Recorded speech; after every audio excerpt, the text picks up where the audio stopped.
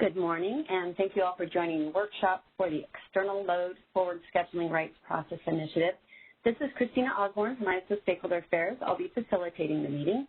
Before I review the agenda and introduce the speakers, Elliot Mainzer, California ISO's President and CEO, and Maribel Batcher, President of the California Public Utilities Commission, would like to say a few words. So, Elliot, go ahead. Thank you, Christina, and good morning, everyone.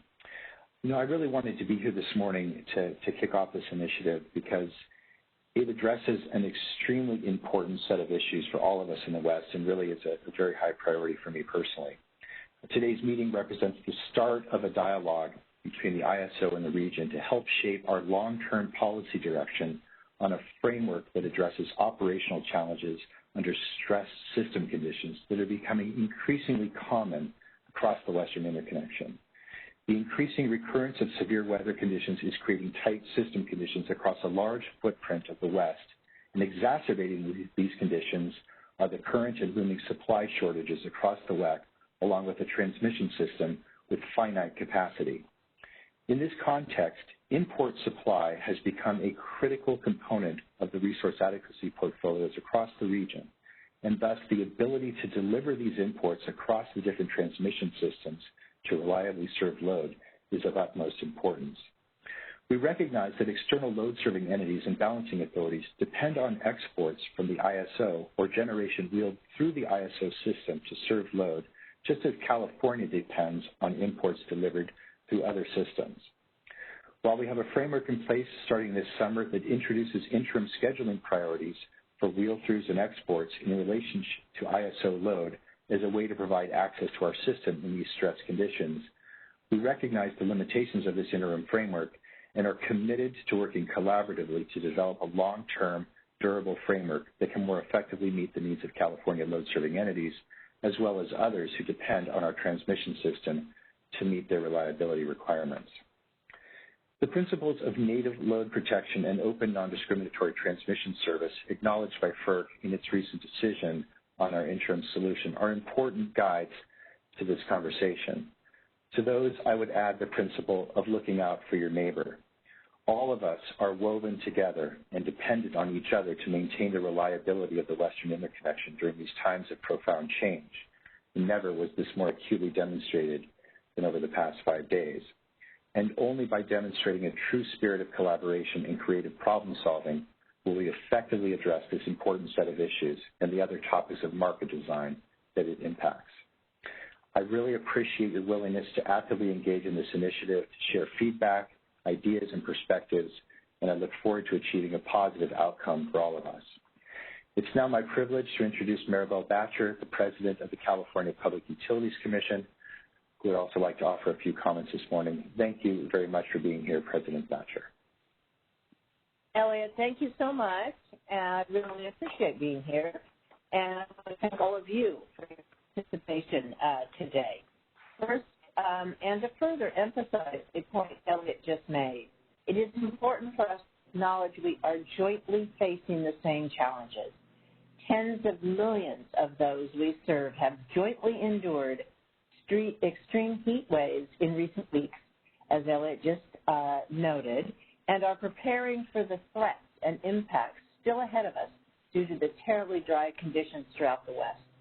Wildfire and drought are not isolated to one state, and in the rare moments they are, their impacts still reverberate across state lines. As someone who regularly crosses between California and Nevada, and whom the Western states piece together my family's history, as well as my childhood and professional career, the challenges I see before the people are clear calls for all of us here to work collaboratively. This is one of the key initiatives important to California load-serving entities in ensuring load and reliability needs can be met. It is important to external load-serving entities who depend on the ISO grid to meet those same needs. Know that the CPUC is committed to working collaboratively to develop a long-term solution to address these important issues and to ensure grid reliability, not only in California, but for our state partners as well. I look forward to the outcomes of this workshop and to work with all of you to ensure that we represent those whom we represent as well. Thank you very much for attending today. We very much look forward to your participation, and good luck to all of us this summer. Thank you all. And thank you, Elliot. Back to you. Thank you. Thank you very much, President Batcher. We really appreciate your time. And again, thank you all so much for this important conversation and the meeting today and the future, and wishing everybody really constructive dialogue from the very beginning. Okay. We'll talk to you soon. Cheers. Great. Thank you, Elliot and Maribel. Appreciate it. So when we announced this workshop, we invited stakeholders to present their perspectives who've identified in this initiative and also provide input on guiding principles for a long-term solution and potential approaches for resolving the issues. So a majority of the presentations today will be from stakeholders who have offered to share their viewpoints. So first we have Milos Basanic from ISO's policy team. He's going to start off by providing background for this initiative. He will then turn it over to Barbara Senelmore, who will present on behalf of Salt River Project, Arizona Service, and Tucson Electric Power. Jeff Spiders is here to present on behalf of PowerX. After lunch, we'll hear from Bonnie Blair, representing PG&E, SDG, SCE, 6 Cities, and CalCCA. Kevin Smith and John Olson will present on behalf of Bank. And then finally, Johnny Casana will share input from Pattern Energy. There will be an opportunity at the end of the presentations for others to ask questions and also share their perspectives. So that we do have several ISO representatives on the speaker line as well. We have Greg Cook, John Gooden, Don Trethaway, James Friedrich, Anthony Ivakovic, Continue, Guillermo Batista Alderete, Deb Levine, Lucy Zhao, Robert Sparks, Cindy Zhang, Abdul Muhammad Ali, Catalin Mixa, and from our ISO's executive leadership team, we have Anna McKenna and Mark Rossletter. Just a reminder to the speakers, manually mute your phones unless you are planning to speak. This graphic depicts the ISO stakeholder process. We did make a change to the process to include an optional working group early on in the policy development phase. This is primarily for initiatives that are more involved and would benefit from upfront stakeholder input on the initiative scope. We believe this is a more collaborative approach that will help lead to more alignment of the proposed design. We are going to stop and take questions after each presentation. You can either ask your question verbally, or you can also send it to me in the chat, and I'll read it out loud to the group. The workshop materials are available on the initiative webpage on ISO's website. We're also recording the meeting, and we'll post a video file at that same location. So that should be available by later this week. So at this time, I'd like to turn the meeting over to Milos. Thank you, Christina. Can you hear me okay? Yes, loud and clear. All right, perfect. Thank you. Good morning, everybody, and thank you for joining us. We really look forward to the dialogue today. In the next few slides, I will provide background on the initiative and the purpose of the workshop, provide an overview of the current framework and how we're planning on phasing this initiative. After I go through these slides, like Christina said, we'll open up for questions, and then following those questions, we'll move into the stakeholder presentations. No. Let's go to the next slide. You guys are maybe doing a presentation for about a half an hour, then I can... Just a quick reminder. I'm sorry to interrupt. I can hear some background noise. If you can please double check if your devices are muted, that would be really helpful. Thank you.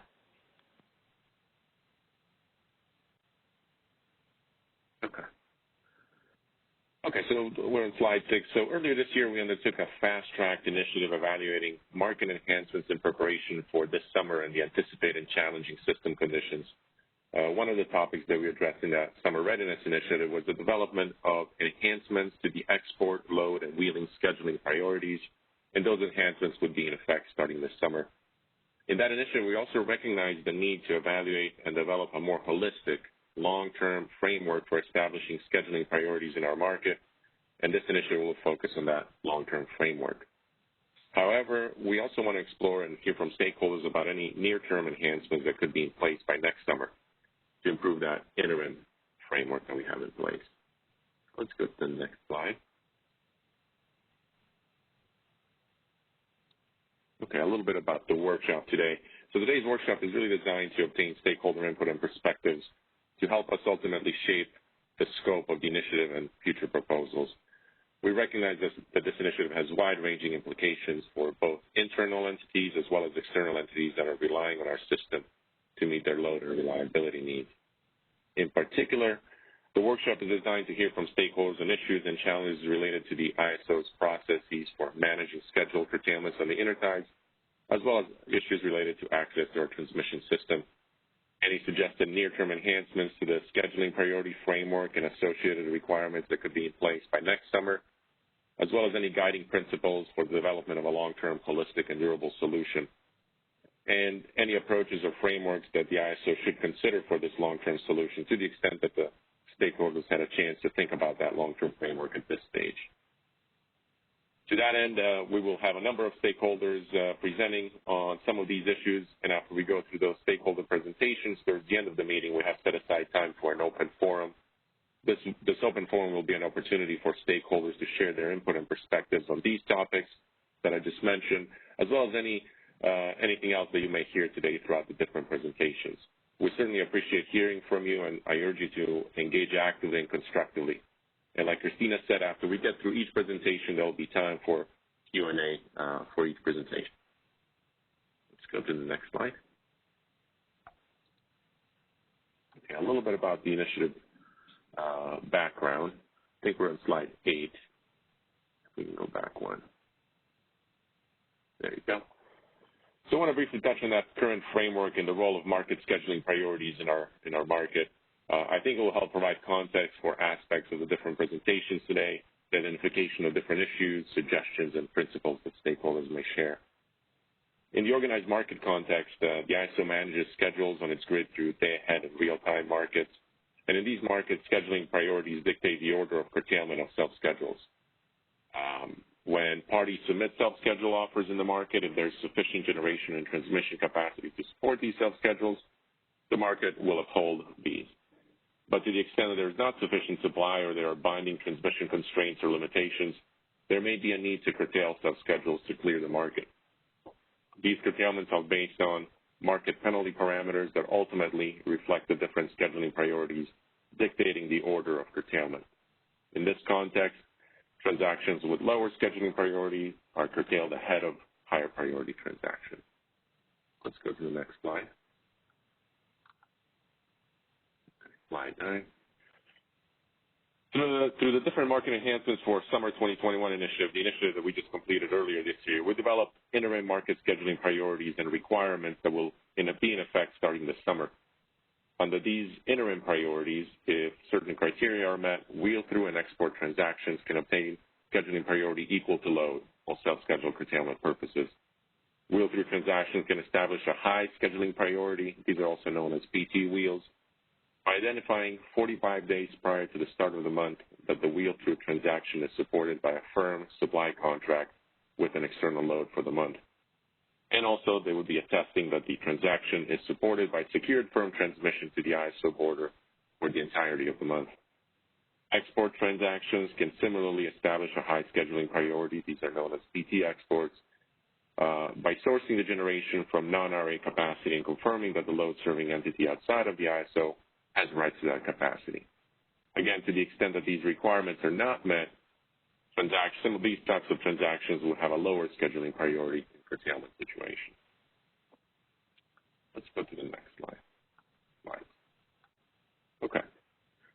So now delve into some aspects that I think we will all hear from other stakeholders as well. We wanted to share a high-level problem statement, and would be interested certainly in hearing from stakeholders on your versions of a problem statement, whether today or in the follow-up written comments. Ultimately, the issues and concerns that we hear today and in your comments will further shape development of a common problem statement, which will help us evaluate a long-term framework. Turning to the problem statement that we've identified here, we recognize that the current scheduling priority framework creates uncertainty for both the ISO and external load-serving entities. When system conditions are constrained, in particular, the ISO's ability to serve native load and manage system reliability may be impaired. And this is also true for external load-serving entities who depend on deliveries from the ISO system or through our system to meet those same reliability needs. This problem statement recognizes the challenges. This problem statement recognizes the challenges faced by the ISO during constrained system conditions to serve load, and acknowledges those same challenges for external entities that depend on exports or wheel-throughs through our system, particularly if they're not able to meet those requirements to obtain that high scheduling priority that we just talked about in the previous slide.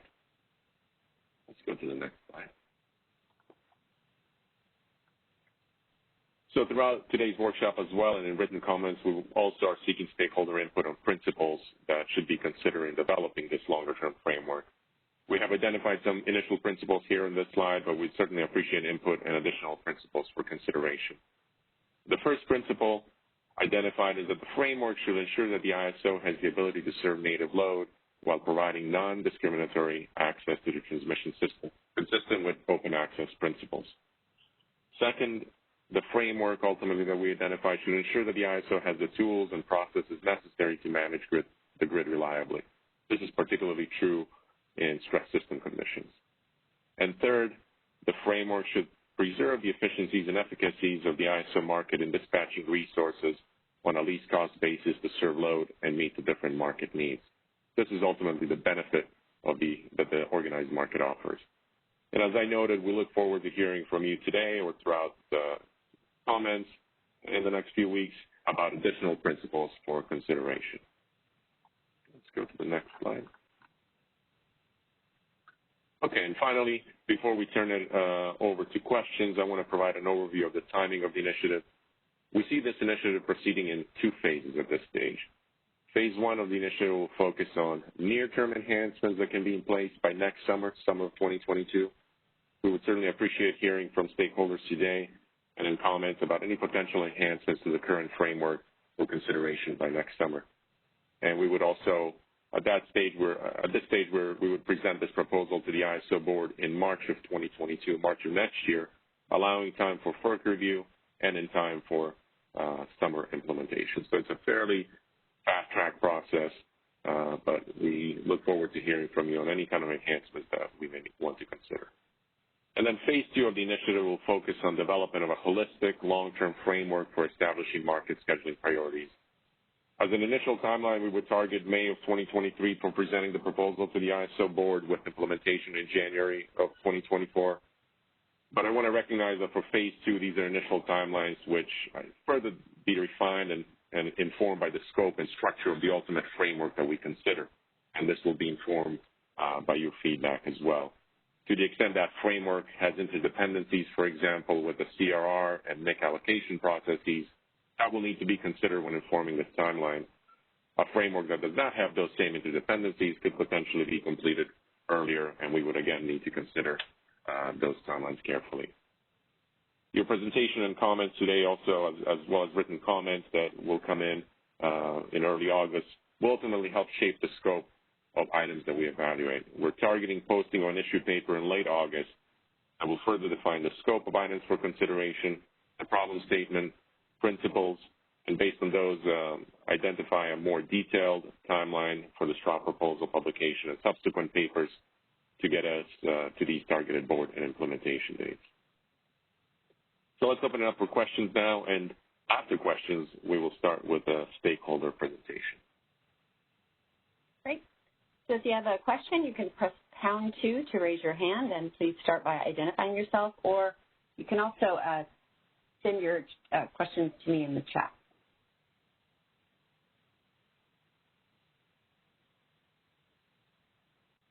Andreas, let me know if anybody enters the queue, please.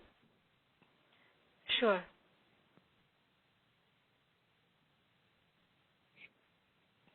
I do not see any callers in the queue as of now. Okay, we do have a couple of questions in the chat. So Elaine Dinocchio, will the EIM governing body have any role in approval, for example, advisory?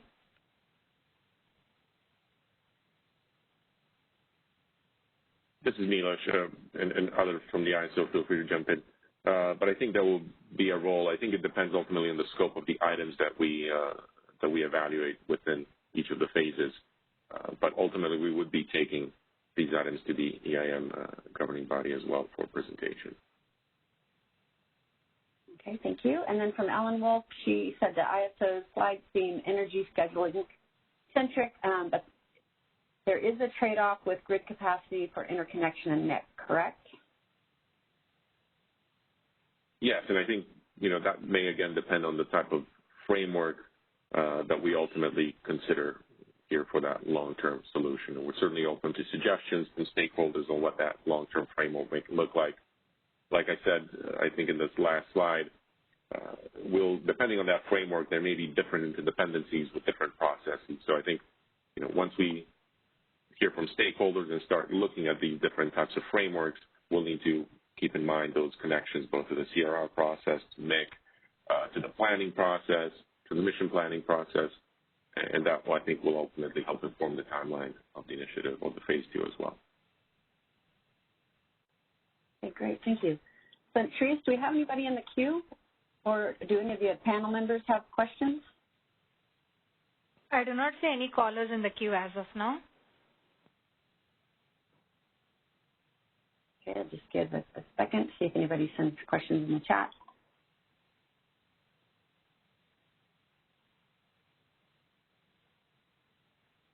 Okay, so we'll go ahead and start the stakeholder presentations. First, we have Barbara Sinelmore, who's representing SRP, APS, and TEP. So, Barbara, are you on the line? Yes, thank you, Christina. Can you hear me? Yes, thank you. Okay. So good morning. Thank you for the opportunity to present on this topic on behalf of Salt River Project, Arizona Public Service, and Tucson Electric Power in Arizona. Like Christina said, my name is Barbara Sinelmore, and I'm the Manager of Market Strategies and Engagement at SRP. And my colleagues from TEP and APS are also present on this call to answer any questions after these slides. Next slide. So SRP, APS, and TEP have already had the opportunity to discuss wheeling and import issues in previous forums, but we really appreciate this opportunity to speak about how important wheels and forward processes are to the Desert Southwest. We also wanted to clarify that our position may have been mischaracterized. We don't want access to wheels at the cost of California setting load. The Desert Southwest understands the native load debate, and we're not asking for superior rights, rather equitable access to serve load. It is important to understand and identify how important wheel throughs are to all of the West, and that we all benefit from wheeling as does CAISO. Utilities in Arizona have historically relied on generation wheel through multiple VAAs to serve their loads, to counterparties delivering to Palo Verde by wheeling through CAISO. Depending on the time of the year, we can buy or sell from or to the Pacific Northwest to provide reliability and efficiencies for our ratepayers in both areas. And this exchange is a successful product of FERC's open access policies. The Arizona utilities planning efforts for summer 2021 have reasonably relied on these interconnection spanning marketplace. Next slide, please. So I'm going to start by talking a little bit about forward transactions. I want to make it clear that it is not our intent in this discussion to comment on our perspective of CPUC's resource adequacy program, but it is important to recognize that these programs are very different from state to state and utility to utility. What we're really saying here is that forward transactions, internal and external to CAISO, should carry equitable priority rights.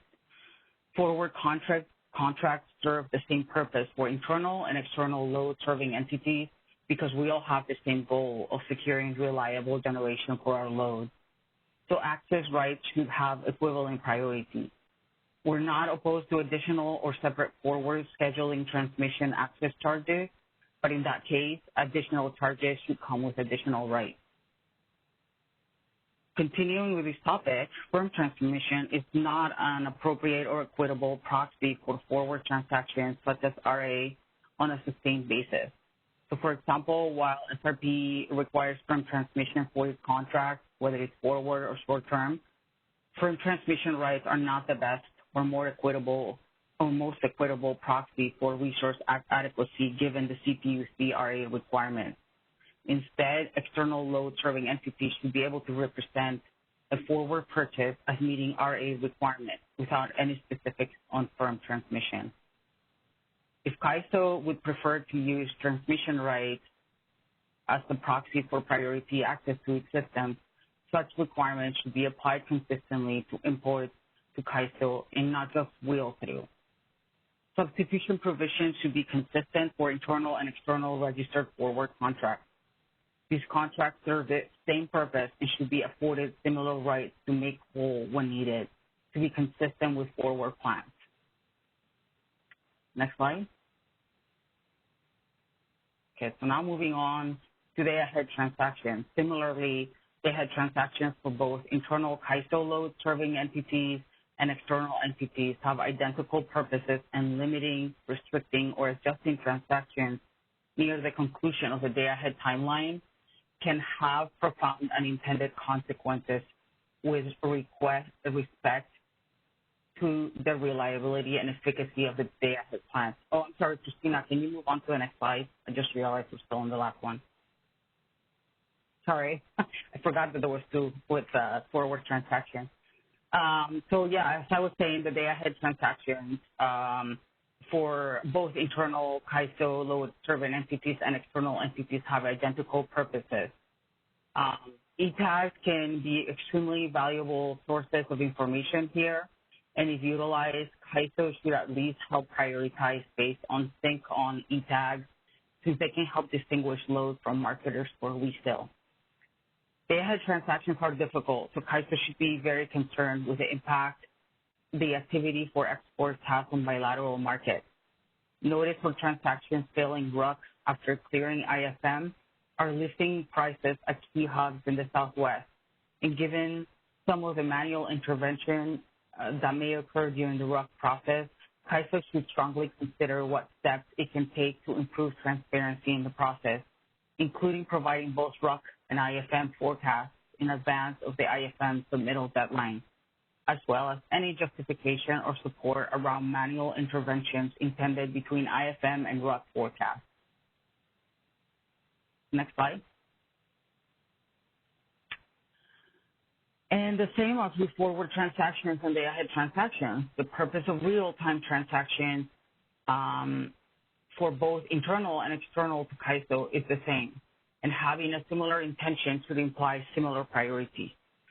The unique difference is that historically, CAISO has had a greater ability to deploy RA capacity that was not deployed or scheduled in the IFM. Because such capacity contracts were entered into on a forward basis, they should carry appropriate priorities. However, any real-time market purchases or wheel-through should have similar priority if not tied to forward contracts, since the need and impact is likely similar both internal and external. There may be appropriate consideration for alternate transmission priorities for any out-of-market action CAISO must take during real-time operations. The risk here is that CAISO's own design and parameters for EIM have largely limited real-time bilateral markets, especially for external LSCs as load-serving entities participating within EIM. The incompatibility of the resource efficiency evaluation test timing with bilateral market tagging deadlines has substantially impacted bilateral markets, moving trading to 2 and more hours ahead and limiting many BAA's abilities and willingness to transact bilaterally. This inconsistency may increase the needs and requirements to perform wheel-through transactions, as steadily reducing pool of non-EIM participants, and requires further reach and wheel-through to accommodate real-time contingency events. Modifying transaction timelines and eligibility, as well as aligning the hour-ahead scheduling process to ensure EIM compatibility with bilateral opportunities to overcome contingent events, may minimize or at least substantially reduce real-time requirements for wheel-through across the CAISO BAA, while maximizing and ensuring reliability and sufficiency for EIM participants, which benefits the entire footprint, especially CAISO. Next slide. So summarizing these last few slides, wheel-through energy is common and necessary across the West. Transmission priorities should be consistent with timing and purpose of transaction for internal and external loads. All load-serving entities, internal and external, should have the right to substitute energy and capacity for forward contracts. CAISO should establish consistent requirements for internal and external load to establish forward priorities. CAISO should provide full transparency on any load forecast differences. And lastly, external load-serving entities do not seek superior scheduling rights. We seek equitable rights based on open access principles. The Desert Southwest entities and the West benefit from wheeling, as does CAISO. Additionally, the CAISO imports rely on the ability to wheel across our systems, as do others, thus demonstrating that wheel-throughs in the West are necessary.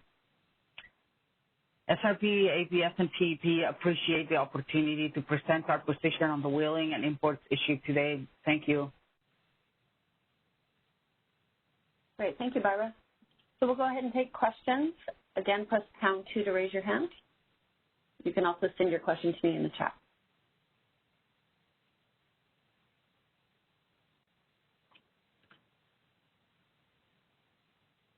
And Shreyas, let me know if anybody enters the queue, please. Sure.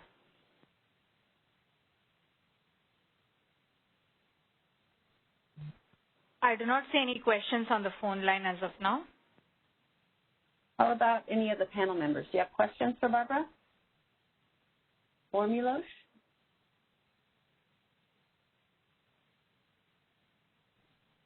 Again, you may have to unmute your line if you do. This is Mark Rothsader, if I could. Yeah. I really appreciate the presentation, and I understand the challenge of making the transmission right of how do you make that equitable. Could you elaborate on how you see making the RA capability and what is required in terms of transmission and how transmission is acquired and the type of transmission that's acquired for wheel-throughs? How do you see those as coming together and being equitable? And is there different approaches you envision? Yes, thank you, Mark. Actually, I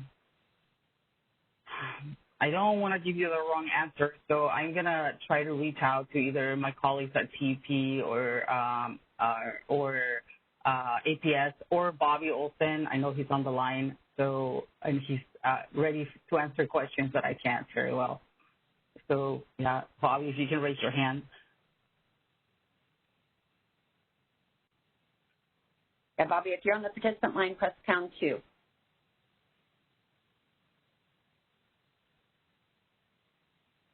Yes, I see the caller in the line. Please go ahead. Your line is unmuted. Hey, Mark. Thanks for the question. It's Bobby. I think it's a good question. We are actually open to kind of working through it. We don't have any immediate suggestions in terms of how best to kind of reconcile transmission rights from an RA perspective as well as kind of external load. We've looked to kind of using firm transmission rights as kind of equitable for all. I think the most important thing that we're looking at is we'd like to kind of have consistent treatment, whatever it is, if it's going to be kind of the provisions that are within the CPUC-RA program that kind of defines some of the access rights. I fully acknowledge that we need to kind of look into that a little bit more to understand kind of how we would go about demonstrating something similarly. But it's an area where we're actually interested in having more conversation on, Mark. Hope that helps. Yeah, thanks, Bobby, and I appreciate that, and then appreciate the openness to having further discussions on that. So thank you.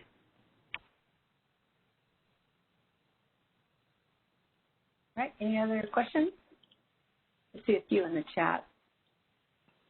I do not see any callers in the phone line as of now.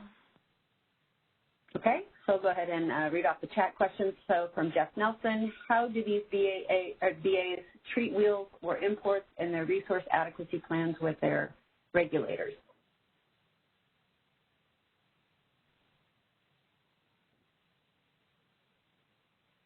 And just a reminder to unmute your line if you're speaking. Yeah, sorry, I was muted. So on the first question regarding, I do have to clarify that that Arizona entities, we don't have exactly resource adequacy plans. We do have IRP processes with our regulators, but we don't have resource adequacy plans. So they are, our plans are a key part of our demonstration of adequacy, but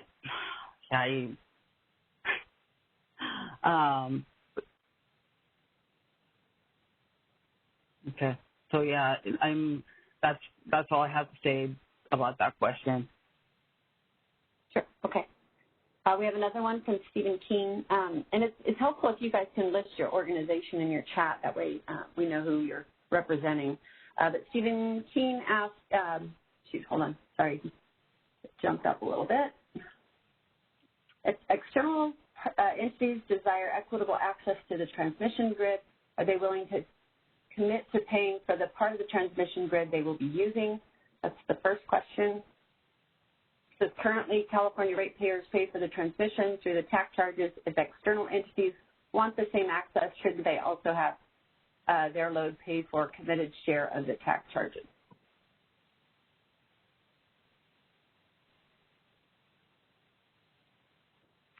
I don't think we're opposed to paying a higher rate. And, I would say that if we pay a higher rate, it would be appropriate to have a higher priority. And we are not sure we should have tax charges per se. I'm trying to think out these answers, trying to think for 3 utilities, but it's dependent upon what framework CAISO puts forward.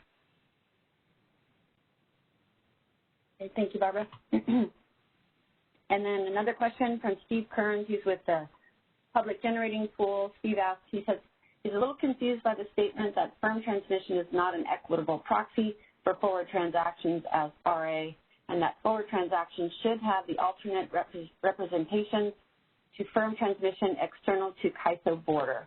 Could you elaborate on this a little more? And what alternate representations do you have in mind?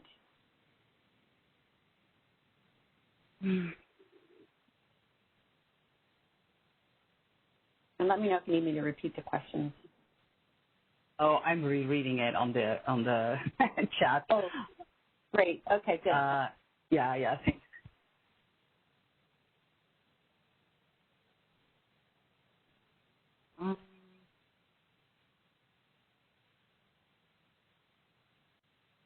Let me see. I think it can be equitable if everyone has the same requirements, and it's not equitable if it's not consistent across access.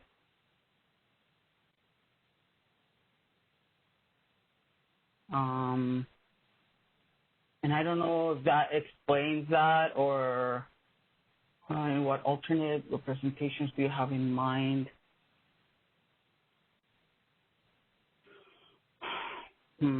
I don't think we have anything. We have thought it through yet. The reality is that there may be more appropriate proxies, such as representation for RA, but we don't want to get into the CPUC requirements. Okay, so that's all we have for chat questions. Do we have anybody in the queue, Shreya? Or do any of the panel members have any comments or questions? Christina, this is Bonnie Blair. I have a question. Yeah, go ahead, Bonnie. And I work with the 6 Cities group.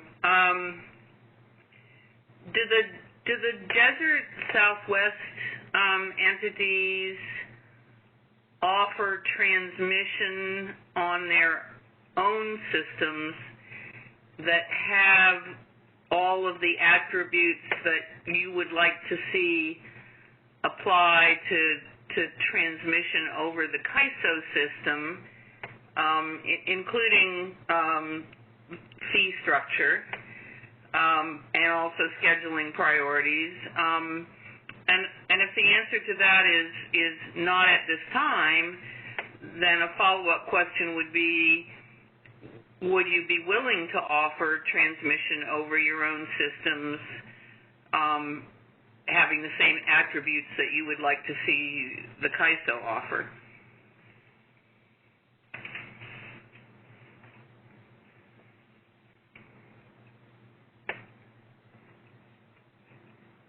I'm going to say yes to the first part of the question. We do have a firm transmission is offered that isn't curtailable. So yes, that's a yes on that question. And what was the second part of the question? I'm sorry. The second part really sort of assumed perhaps a not at this time answer to the first question. But if I can follow up on your answer, so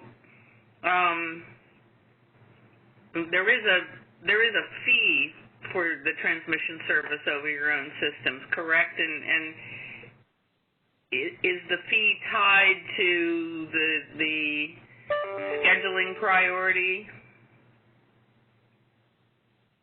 for each type of service? So yeah, we yes, we are interested in seeing a CAISO having a similar offering, and yes, there is a fee. We're not opposed also to an increase in the fee. So there is currently a fee. Mm-hmm. Okay, all right. Thank you for that. Thank you, Bonnie.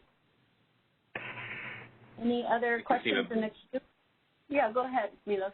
Sorry, this is Milos. I just have a question for you. Thank you, Barbara, again, for your presentation.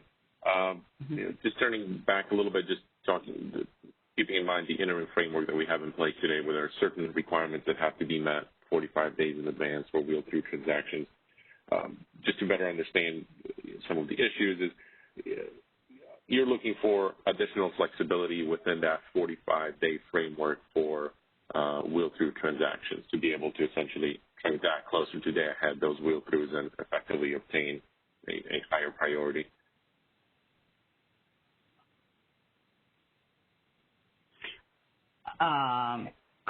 Yes, I think there should be something that is available for each transaction timeline. Yeah, we think that's the case. Yeah. And what are the transaction timelines in your mind? Are those kind of equivalent to the type of transmission products that are offered, or something else? Hold on 1 second. So, can you repeat your question, Milos? Yeah. You noted that you're referring to the transaction timelines for term, day ahead, and real time. Yeah, are those the kind of timelines that you're looking at, day ahead and real time, or something? Mm-hmm. Yeah. Okay.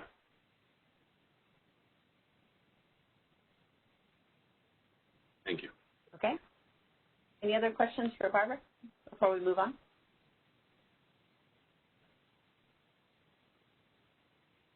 No one in the queue, Shreya? I see no callers in the queue as of now. Okay, great. Thank you, Barbara. Appreciate it. So next we have Jeff Spires. Correct. Oh, sorry. Go ahead. Somebody have a comment or question? No? Okay. Jeff, are you on? Hi, Christina. I am. Can you hear me okay? Yes. Go ahead. Okay. Good morning, everyone. This is Jeff Spires with PowerX. Just want to thank the CAISO for holding this workshop and for the opportunity to present PowerX's perspective on this initiative this morning. My presentation will cover several topics, including thoughts on how to structure this initiative itself, which I think our thoughts on that are pretty similar to what Milos already presented as far as the structure of the initiative. I'll also talk a little bit about several of the objectives that we think are necessary to achieve a successful and durable long-term solution. And lastly, I will talk about several near-term enhancements to the current approach that we think would be improvements that could be put in place quickly and be useful improvements for next summer. Move to the next slide, please. But before we get into some of those more detailed topics, I think it is important to acknowledge and recognize that we have a significant challenge ahead of us. This is clearly a very contentious issue. The interim solution that the CAISO has in place was opposed broadly by entities across the West, and there continues to be significant concerns about the current approach, as well as the ability for us to find a durable long-term solution that is acceptable to entities across the West. And I think one of the critical principles that we want to emphasize is that a long-term solution must ensure that external transmission rights are respected. Entities invest in transmission rights on these external systems for a number of reasons. One of them is to gain physical scheduling priority to deliver energy to their customers, including during the critical hours when it matters the most. As well as those investments are the mechanism to recover the economic value of that transmission path, similar to congestion rent in the CAISO BA. And a key issue with the current approach and with the California rules, both in the context of the CPUC's import RA requirements and the CAISO's market rules, is that they are undermining the external transmission rights that are needed to deliver energy to the CAISO boundary.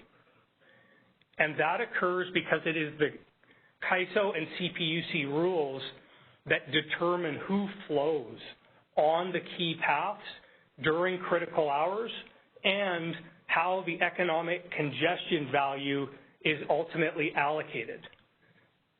And these outcomes result in significant harm to the functioning of the Western energy wholesale energy markets as well as the transmission markets, and ultimately erode the long-term transmission investment incentives on these external systems, because the benefits of receiving priority access and economic value are rendered meaningless once the priorities are determined by California.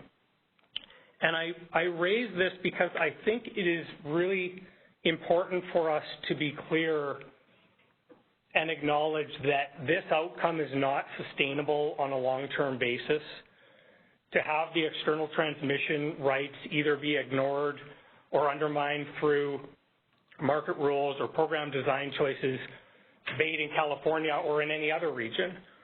We have to find a way to respect external transmission rights across the West. And the reality is that this type of outcome simply won't be sustained. We think that if we can't find critical improvements within the CAISO stakeholder initiative, it's likely that we'll see new or modified transmission frameworks or approaches that are developed outside of California in other forums to address these fundamental issues. So collectively, I think it's important for us to bear in mind that finding fair and equitable solutions to these challenges that respect the transmission priority both inside and outside of California is crucial, and that we should recognize that the status quo is not a viable option going forward. Next slide, please. That all being said, I think we also recognize there is a significant gap in perspectives on these topics and that this is going to be a difficult challenge. And for that reason, we're supportive of much of what Milos said earlier, which is that a phased approach to this initiative is really necessary to make progress. There has been already this morning, and I know there will be some further discussion around the potential to take a different direction in the CAISO BA and develop a new longer-term physical right. This would pretty clearly require a very comprehensive look at a number of different topic areas. Of course, we would have to define the long-term framework for requesting and seeking those rights. How are the costs determined and allocated? We would also have to further examine the CRR allocation and the MIC allocation to ensure that entities that do commit to long-term transmission in the CAISO BA receive the appropriate priorities and congestion rent allocations. So, this is clearly a significant undertaking, and it's just not realistic to expect that we will achieve progress, or at least get to an implementation phase for next summer.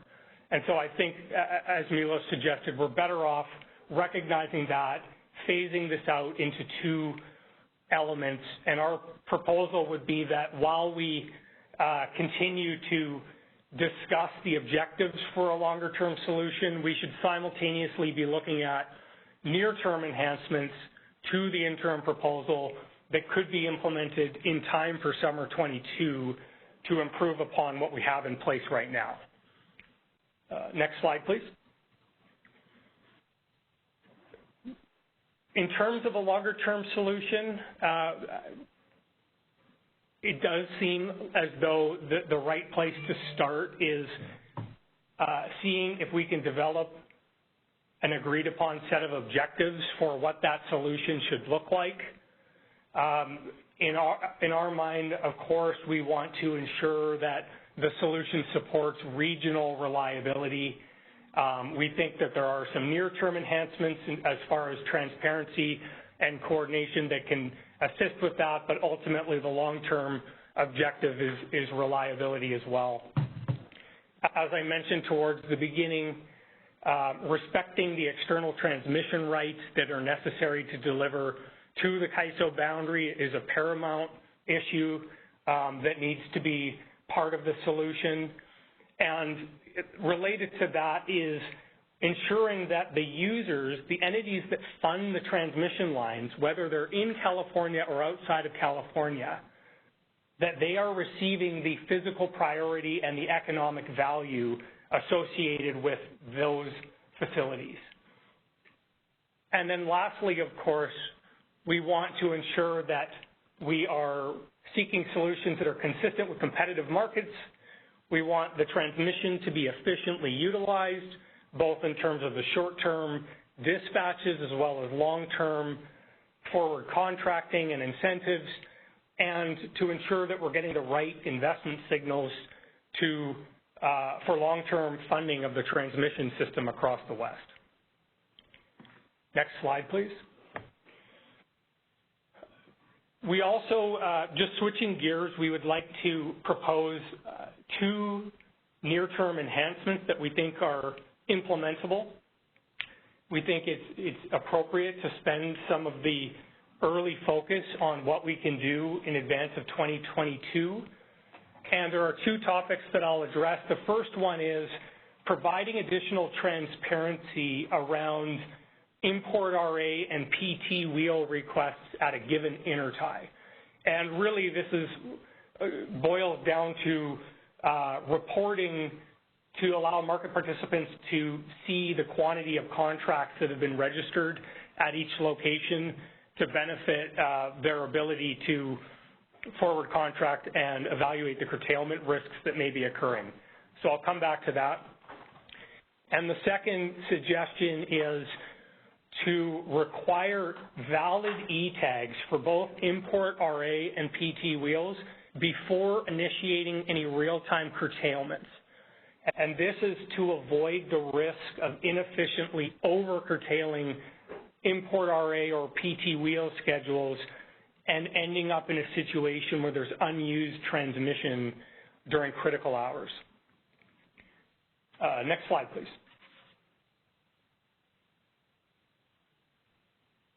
So the first suggestion on transparency is that the CAISO should consider publishing the total quantity of both confirmed import RA contracts as well as registered PT wheels at each intertie location. And we think that regular updates, both leading up to as well as immediately after the T-minus 45-day deadline for each month, would be very valuable. And CAISO could also consider that to assist in providing better information, that entities would register those contracts as soon as they are known, even if it's in advance of that 45-day window. And there's a couple of categories of benefits that we see with this improved reporting. In terms of advanced reporting, we think that that could just provide some benefit to inform forward contracting, because market participants could evaluate what the remaining priority capability is at a given intertie.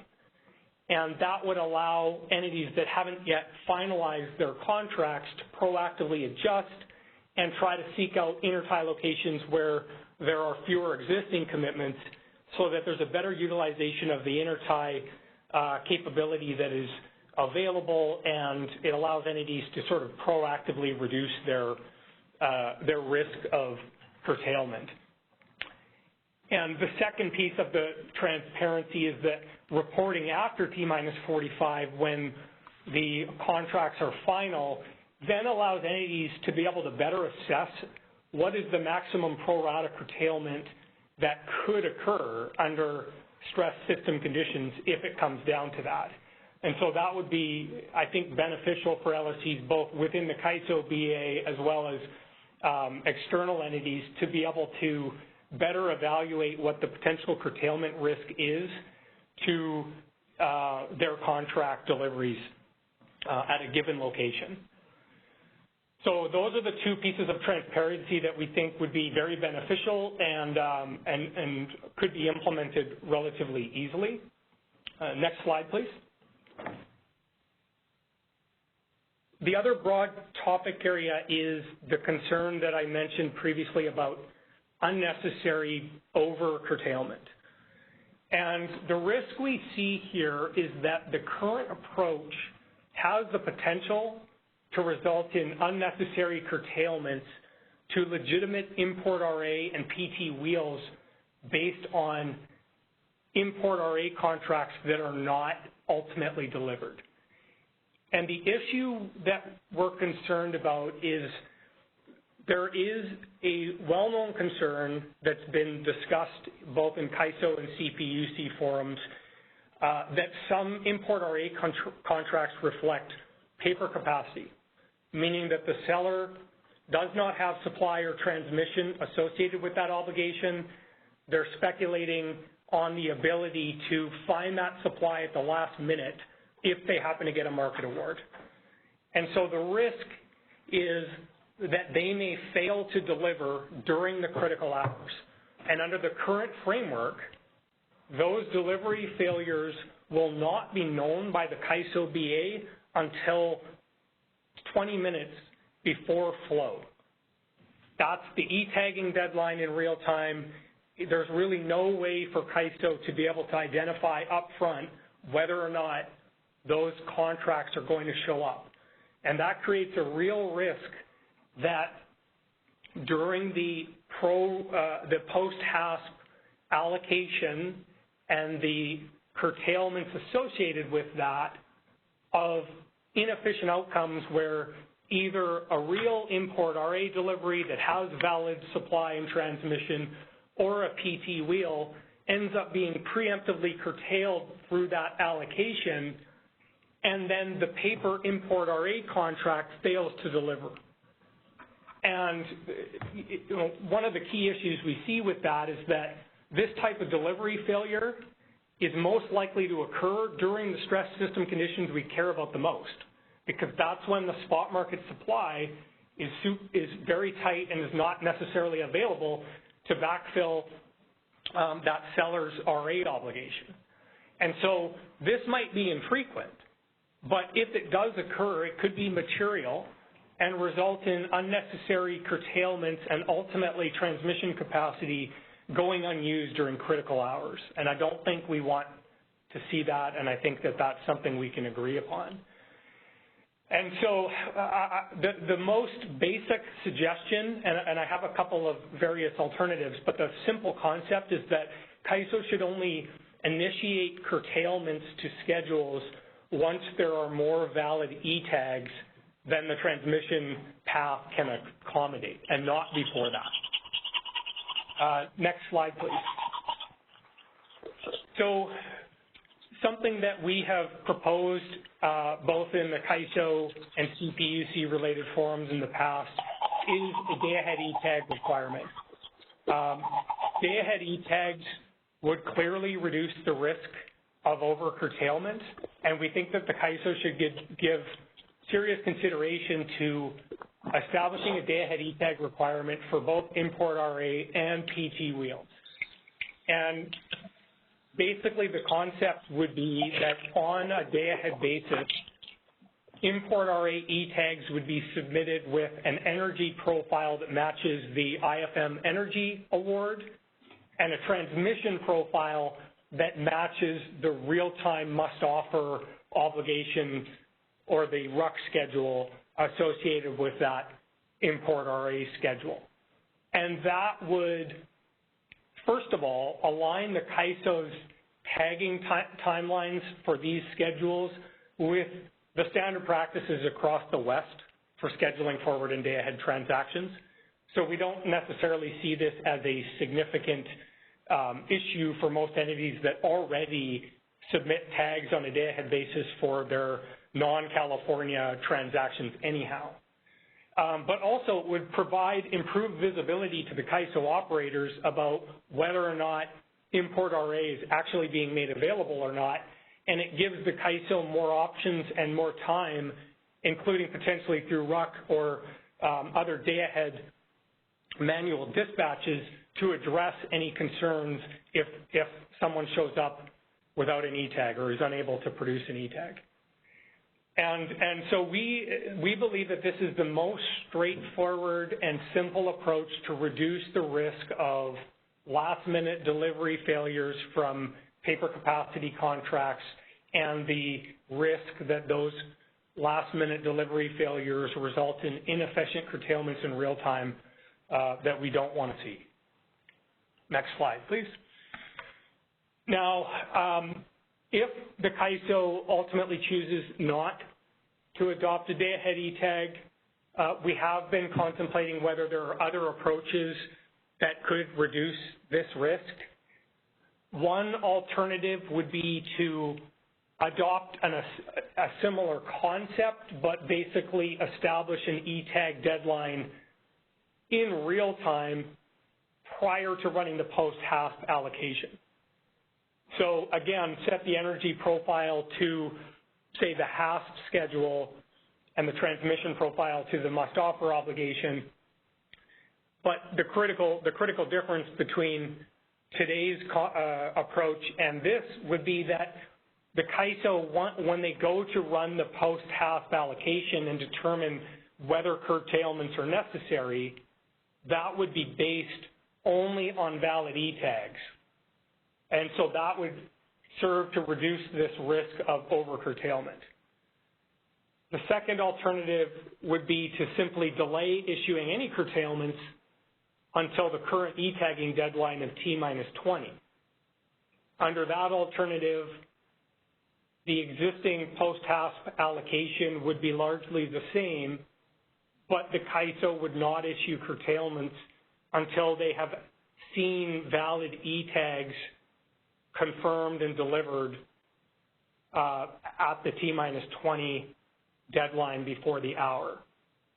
Now, Both of these options are incremental improvements, but they don't eliminate the potential for unexpected delivery failures and over-curtailment, and they both rely upon a lot of last-minute actions within the real-time operating horizon, and they rely upon everything going smoothly during that 60-minute period.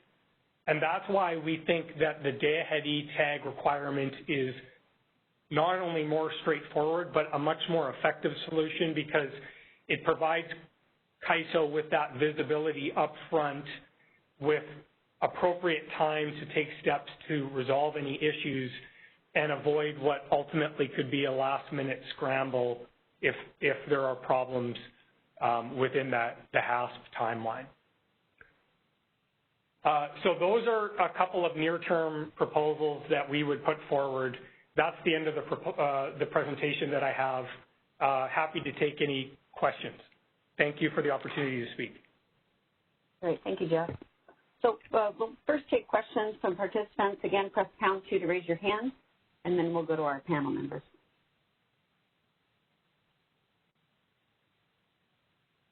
Shreyas, let me know if anybody enters the queue. Give it a moment. Sure.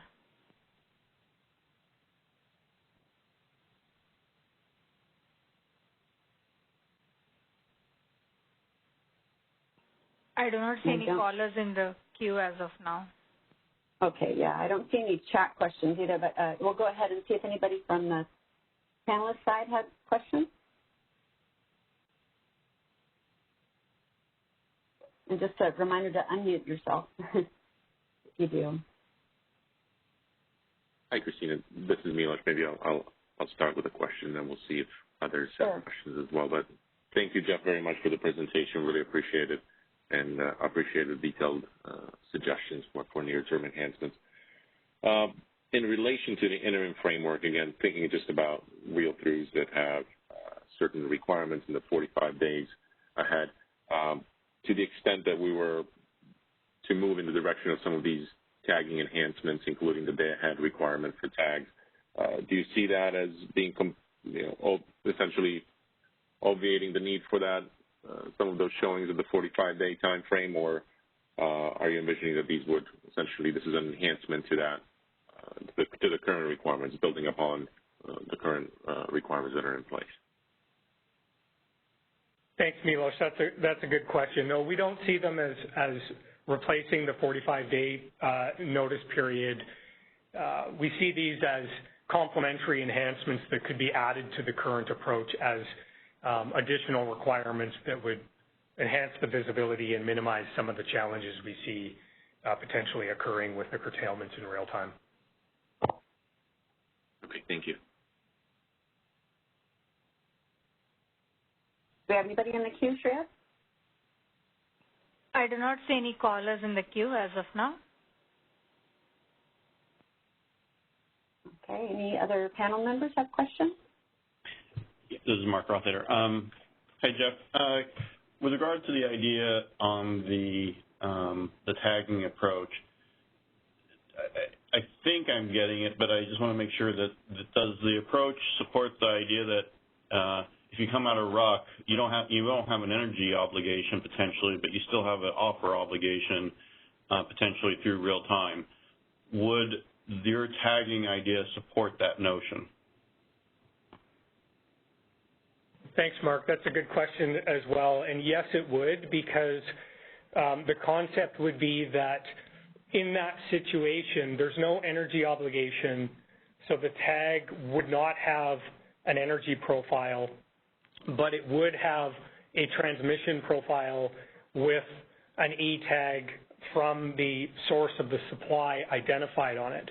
And so the CAISO would be able to validate the source of the import and the transmission associated with delivering to the CAISO border to be able to be confident that it's delivered.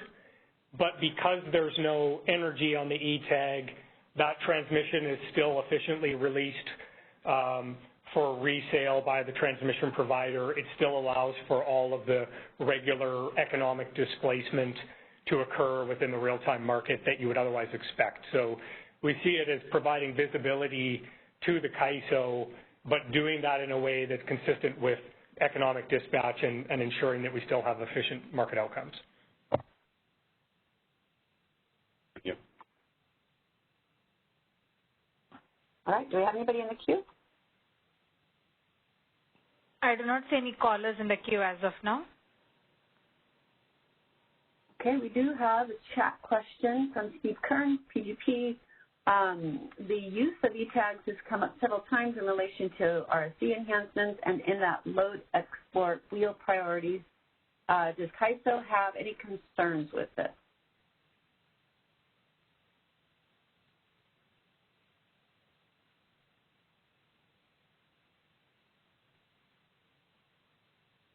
No, phone may be muted. Does anybody want to respond? Okay, so. Sorry, Christina, could you repeat that question again? Of course, yeah. Steve Kearns, PGP. The use of e-tags has come up several times in relation to enhancement and in the load export wheeling priorities. Topic in the market. Oh, sorry, the phone's ringing.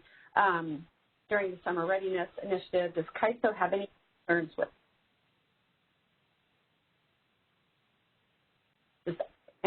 Does CAISO have any concerns with the use of e-tags?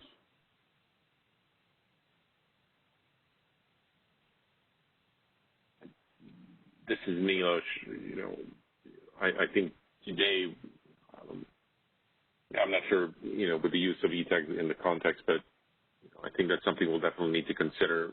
You know, the suggestion by PowerX and using e-tags to kind of validate the type of transmission that the different transactions are delivered on. I mean, today transactions have to be tagged. It's just there are different timelines for those, but I think it's something that we'll certainly go back and consider. Oh, I see the clarification of the question. Does the ISO have any concerns with the use of e-tags in the way that Jeff was explaining? And like I said, I think we'll need to go back internally and consider that. You know, I think there are some arguments, I think, that are pro and con, but I think e-tags generally provide the value of identifying, you know, the type of transmission and provide some greater certainty that transactions will be delivered if there's a transmission profile to a tag that's submitted. So I think we'll certainly go back and consider this and talk more about it internally. All right. Do we have any other questions? Should I ask anybody in the queue? I do not see any questions in the queue as of now. Anybody from the any of the panel members? Jeff, do you have anything you want to say over the phone? This is Milos. I have another question, if you don't mind. Yeah. Maybe if we go back to slide 6 of Jeff's presentation. Thank you. So in the first bullet there, Jeff, you know that we should consider publishing the total quantity of conferred import RA contracts and PT wheels. Just curious about the terminology of import RA contracts. Are you practically referring kind of to the monthly showings, you know, the amounts at each intertie once the different showings come in at T-minus 45? You know, we would have a better sense of what imports are, for example, utilizing MIC at a particular intertie and how much is unutilized, and comparing that to the wheels registered at that intertie. You're not necessarily suggesting anything beyond the showing amounts at each intertie for RA purposes. That's right. Just the total amount at that given intertie would be, even though that's fairly simple information, I think it would be very valuable for market participants that otherwise don't have a way of knowing whether or not, you know, an intertie that they're looking at may or may not be fully already sort of utilized with either wheels or imports that have been submitted before that 45-day deadline. And so for that reason, if that information was available, I think it would be more efficient for contracting and allow entities to use that information to evaluate whether they have alternatives that would be less subject to curtailment risk. Okay. No, thank you for that. Appreciate it. I think there may be some synergies here with the Make Enhancements initiative that we currently have underway, where we're also looking at something similar, kind of have a better understanding after the showings come in of how much MIC is utilized at each of the intertype points, which is an indication of ultimately the showings for RA purposes at some of the intertypes. So I think we'll certainly go back and consider this. Okay, any other questions for Jeff?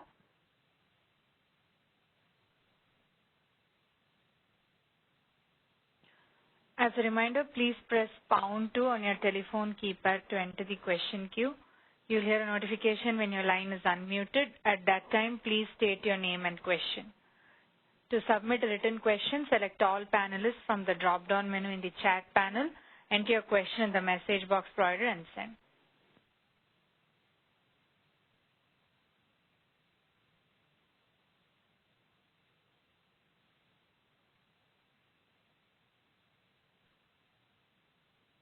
I do not see any questions on the phone line as of now. Okay.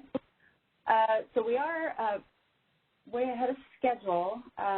We were going to break for lunch at 11:30. So maybe Bonnie Blair, are you on? Would you be willing to give your presentation? And then maybe we can take a break. Okay. Yeah, I'm here and I can go now. Okay. Good morning, everyone. My name is Bonnie Blair. I'm an attorney with the law firm of Thompson Coburn, LLP in Washington, and I work with the Six Cities Group. This presentation was put together by a number of coordinating entities who are listed on this front page: Cal CCA, PG&E, SCE, SDG&E, and the Six Cities. All contributed to the presentation. Next slide, please. I want to start, as any good lawyer should, with a disclaimer. The presentation is really preliminary thoughts on behalf of the contributing entities. We're putting forward some principles and ideas in the presentation to sort of frame an approach for moving forward. Nothing is cast in concrete. I think all of the contributing entities are willing to explore additional ideas and are open to revisions and are prepared to revise their views or their approaches if a good idea evolves during the initiative. And so please don't take any of this as kind of the final word on behalf of these contributing LSEs. Next slide. We thought about and formulated the problem statement as indicated here. We see the problem as coming up with appropriate principles for allowing access to the CAISO grid for wheeling transactions and exports that are consistent with FERC's open access transmission policy, including the priority for native load requirements, which has been recognized for a long time, and FERC recently reaffirmed in its order that came out I guess about 10 days or so ago. Next slide, please.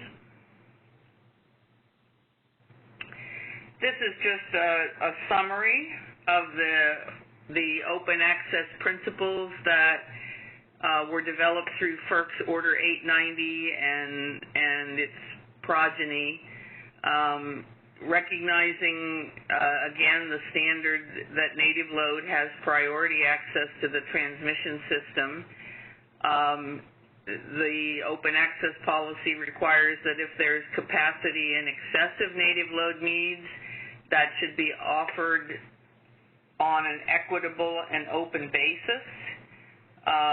If capacity isn't available to satisfy requests for transmission service in excess of native load needs, then a transmission provider has an obligation to make system upgrades, but the customer requesting the service has to commit to pay for the upgrades. Next slide, please.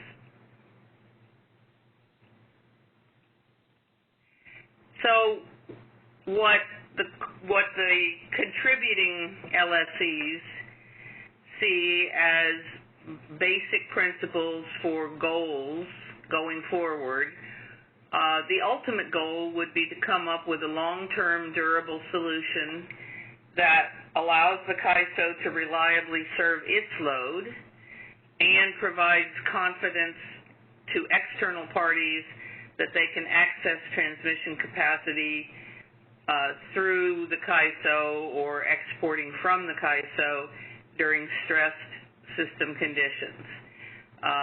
That solution, we believe, should be consistent with FERC's open access principles, and we support the concept of a phased implementation. I think all of us agree that trying to get something comprehensive and long-term in place prior to the beginning next summer is probably not achievable, and so we see the reasonableness of a phased approach that would provide enhancements starting in 2022, but perhaps phase in over a period of additional years beyond 2022. Next slide. These are some of the elements that the contributing LSEs see to the long-term process. One of the challenges here is to figure out how much capacity the CAISO can offer in excess of native load needs, and we think that will require studies that account for native load requirements on a long-term basis, and we believe that the native load requirements should include the functional equivalent of a capacity benefit margin. And a capacity benefit margin, as developed in the FERC open access policy, contemplates that a transmission provider can reserve for the use of its own native load customers a reasonable margin of capacity that recognizes the potential for native load growth, for forecasting error, for system changes in system topology or system emergencies. And at this point, we're not sure exactly how that capacity benefit margin would be determined, but we think that coming up with something that fits that concept is appropriate. We contemplate that once there is a determination of how much capacity is available to provide to external entities, that there would be some sort of a queuing process, and we also believe that there has to be a determination of what the appropriate fee is going to be for higher priority service. Our initial thought is that it should be something like the wheeling access charge for the length of the service. If upgrades are needed, it should include the higher of the wheeling access charge for the entire length of service or upgrade costs. And we anticipate that entities taking priority service would remain eligible to obtain congestion revenue rights under the current rules. For shorter-term transmission commitments, we would support the idea that monthly and weekly studies could be made to provide priority scheduling rights over a shorter-term service. And again, we would contemplate that external entities desiring those priorities should commit to pay the wheeling access charge for the term of the service. The curtailment priorities would be, or should be, in our view, consistent with NERC standards, and by priority scheduling rights or priority curtailment rights, we would contemplate that native load, including the import serving native load, and then customers who enter into long-term commitments for scheduling priority would have the highest priority and would be equivalent to one another. Next slide. There are a number of unanswered questions. Some of the big ones are, how does the study process for the scheduling rights for external entities fit into the CAISO's current transmission planning study, including, for example, the transmission planning process, the process for determining maximum import capability, and the process for determining deliverability for internal resources. And then looking outward, a question in our view would be what types of products would be most useful for the external parties, and what kinds of durations and curtailment priorities are desired. It seems that we've heard in some of the earlier presentations that there's a range of types of products or durations of service, some that are oriented toward delivering longer-term capacity commitments, and others that are shorter-term and provide an ability to react to unanticipated conditions or unanticipated transmission limitations or capacity curtailments. So this question in the second bullet would be something that we would be really looking for external parties to define so that we can move forward to think about how to meet the desired needs. Next slide, please. Again, we do see a phased approach for the first phase, hopefully to try to get in place before the summer of 2022. We would look to establish some sort of simplified or expedited study process that would be based on the assumptions about imports that are used in the CAISO's maximum import capability process and current transmission planning process studies to estimate the transmission that could be available for curtailment priority. Then there would be a process to release available curtailment priority with payment of the WAC, the wheeling access charge for 2022 with monthly and yearly intervals, and the payment of the wheeling access charge would provide for a curtailment priority equal to native load. We believe that the customer should pay for the service for the entire period reserved, regardless of use. And then, again, back to the threshold question, and we perhaps should have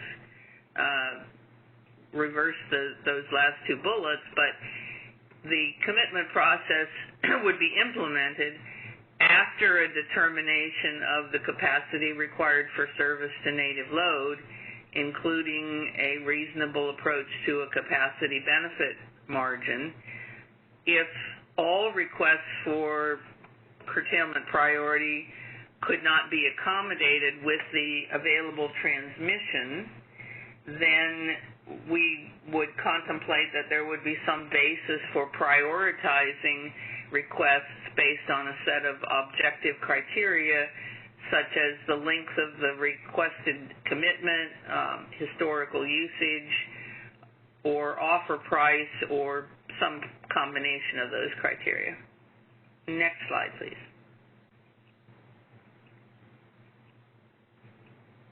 Bonnie, I think that's all you have. Is that it? Yeah.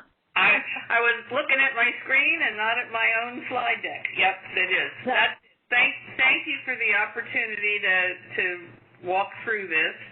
I'm happy to try to answer questions, and I'm hoping that my colleagues from the other contributing entities will sort of jump in and help me out if I stumble over any of the questions. So thanks again.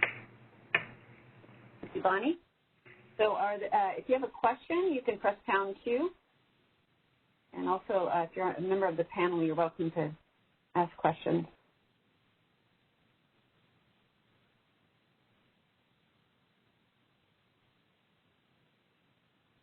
I see the question. Should I just take a whack at it? Yeah, if you don't mind, there is a question in the chat from Mark Smith, Calpine. Yeah, that's the one I'm looking at. So Mark Smith from Calpine asked what I meant by curtailment priority, and in our view, I think it's a shared view among the contributing entities, we'd be talking about the curtailment priority in the event that the CAISO could not handle all transactions scheduled through the standard market processes. In other words, if the day-ahead market and the real-time markets ran and all schedules could be accommodated, then they would be. And if they couldn't be accommodated, then that would be when the high priority category would kick in. And I see that Jeff Nelson would like to say something, and I'm happy to hand him the mic. Yeah, again, Jeff, press pound 2 to raise your hand, and the operator will open up your phone line.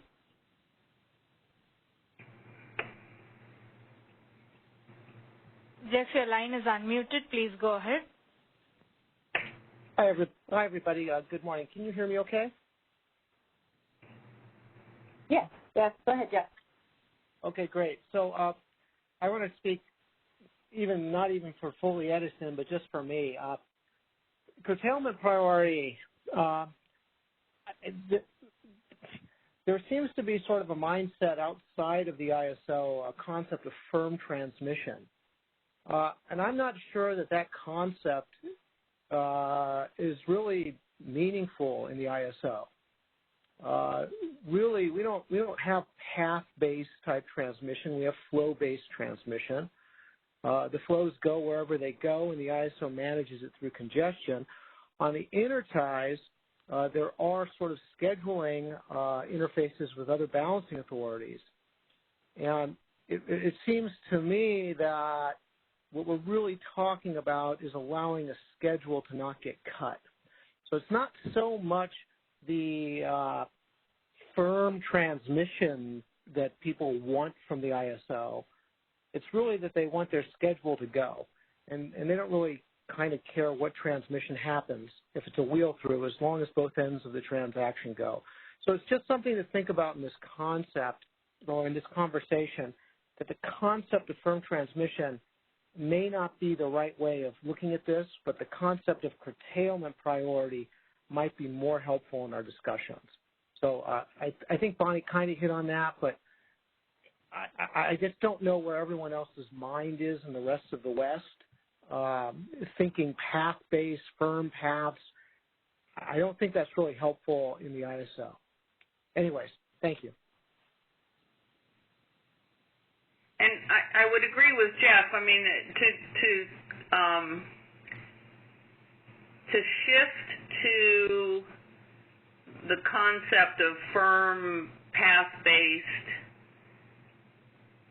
reservations, if you will, would really, I think, require sort of a fundamental redesign of CAISO markets. And I think what we're looking for is more a situation of letting the markets work as they do, but then coming up with a reasonable and a rational basis for curtailing transactions when that becomes necessary for whatever reason. Okay, thank you. Do you have any questions in the queue, Shreya? If I could just emphasize, go ahead. Go on. Yeah, go ahead. Zabani hit it. You know, it kind of feels like it's a giant step backwards to start introducing the concept of firm transmission into the ISO. We haven't done that we haven't really had that path firm concept for 20 years. So I just want to second what Bonnie said on that.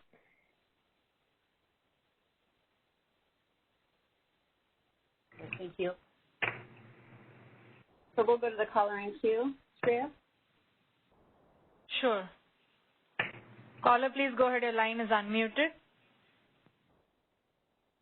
Hi, this is Jim Bushnell from the Market Surveillance Committee. I just wanted to piggyback on some of the stuff Jeff was bringing up, which has to do with this collision of paradigms.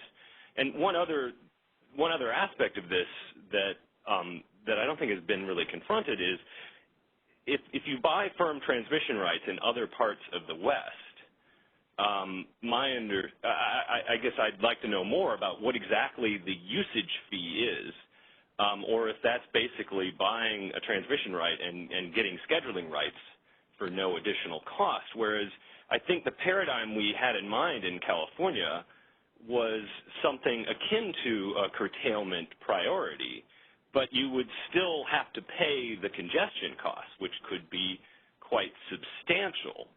And so how you reconcile what an appropriate advanced payment would be with the possible obligation to pay congestion costs as well is something I think we're going to have to confront.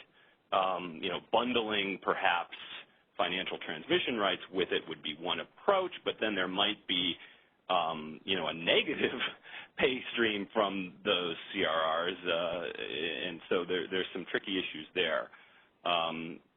But I do agree with what Jeff said that I don't think we want to unwind the transmission pricing paradigm in California. I think it is ultimately about curtailment priorities. But I would also argue that it's about curtailment priorities everywhere, really. And so I think one of the things that has come out in the process we had last year was sort of trying to really flesh out exactly what the curtailment priorities are everywhere with regards to different types of rights and really try to come up with a standardized or kind of mutually agreed upon ordering there for different categories. But, even outside of California, it's ultimately about who gets curtailed in what order.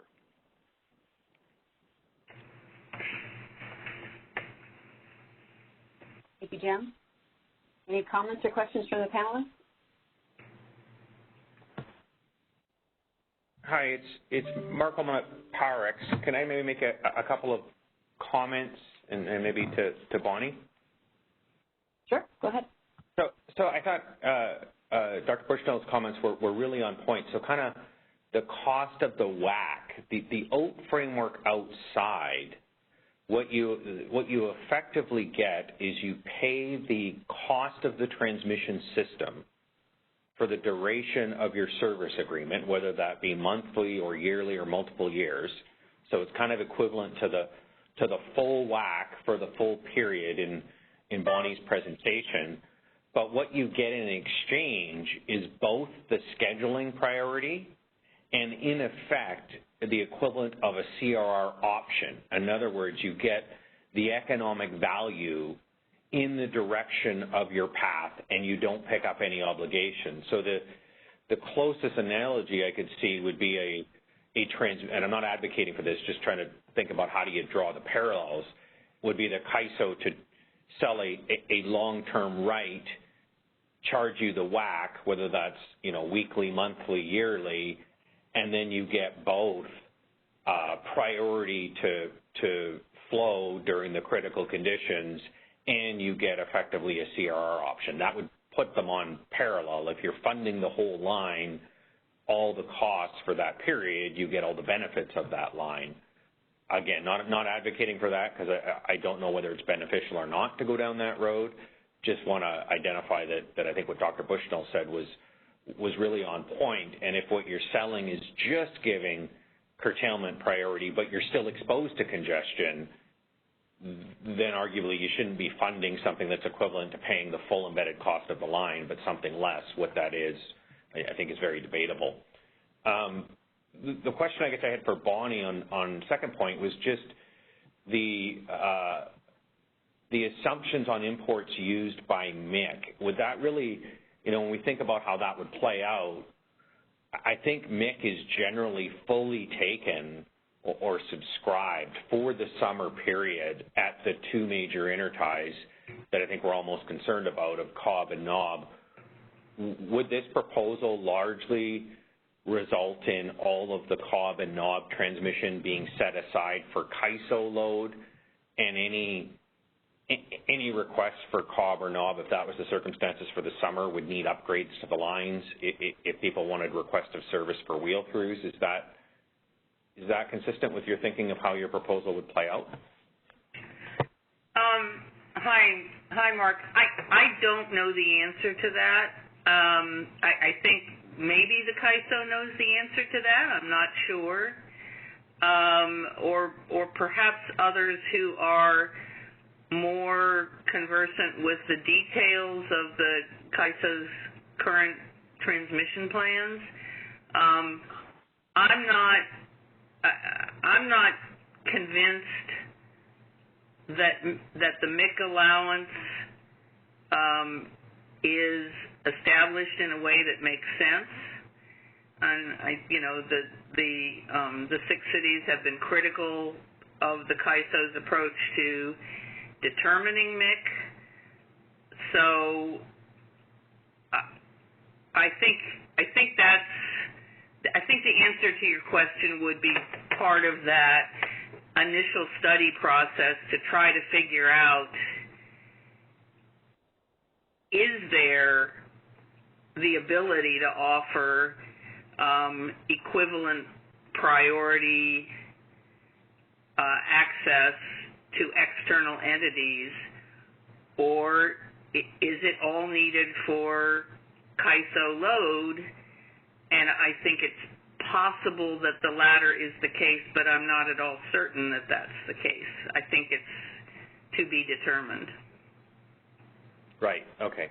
So if the MIC was all needed, all fully subscribed, and that was effectively the full interties, then under your proposal it would all get allocated to load, and if new requests came in, that would kind of trigger going to the upgrade process to see if there's any additional upgrades that could happen to increase the line's transfer capability beyond what's set aside or what currently exists, if that's all taken by MIC.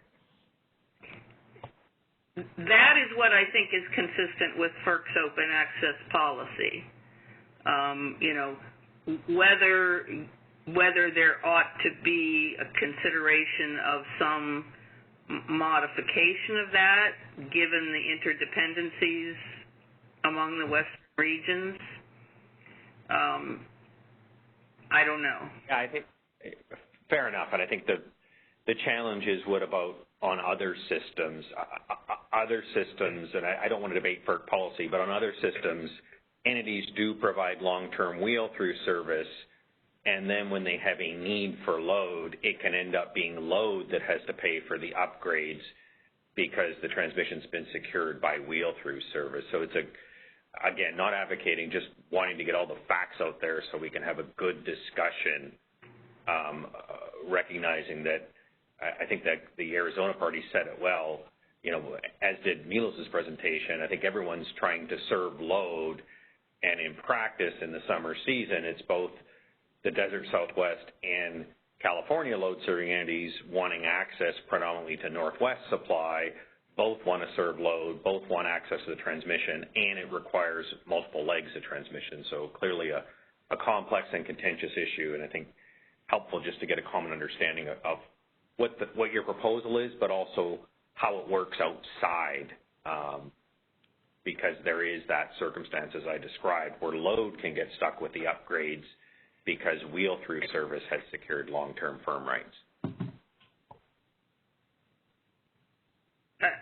I mean, that's not the way the FERC policy assumes it's going to work, but in practice, I guess it could work that way. Thanks, Bonnie.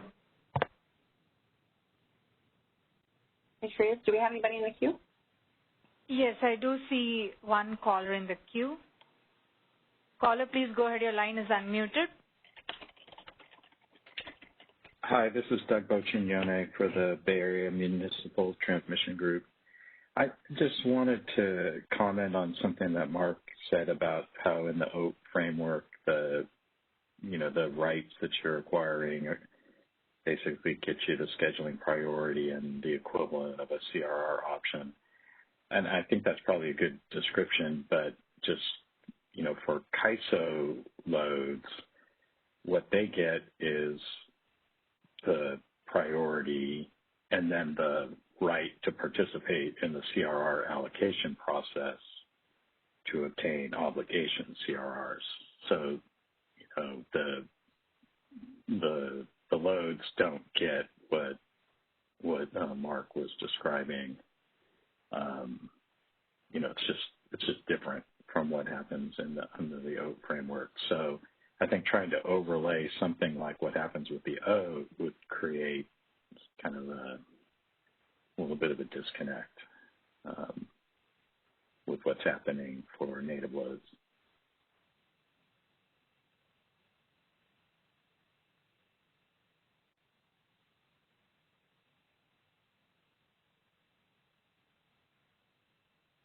Okay.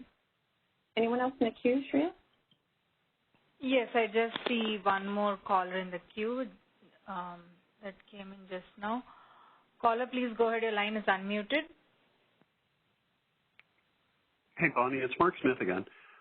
First of all, thanks. I've enjoyed this part of the discussion particularly. The load-serving entities seem to lay out at least a longer-term vision as to where this thing might head.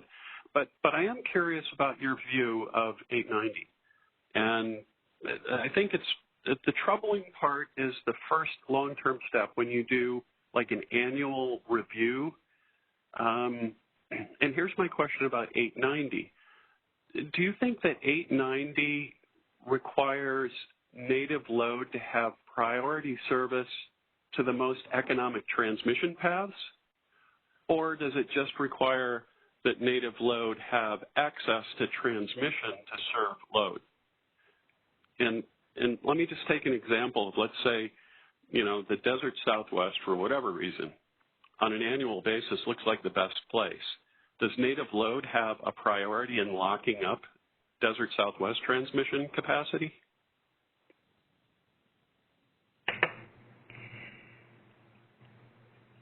There is, and unfortunately, I don't have the citation at my fingertips, but I think we discussed it in the 6 cities discussed it in the comments that we submitted on the CAISO's filing that led to the recent order.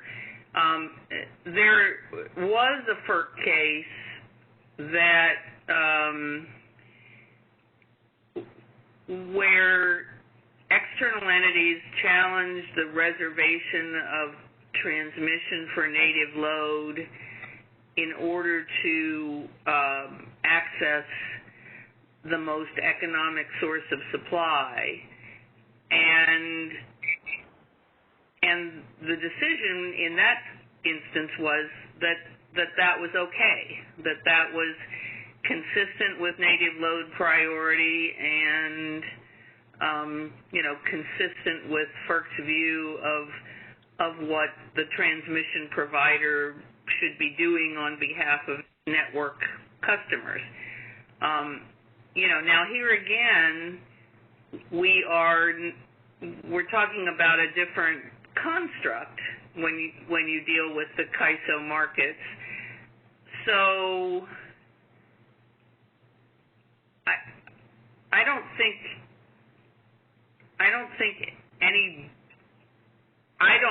envision that we could say that internal LSEs necessarily could say, well, we get first dibs at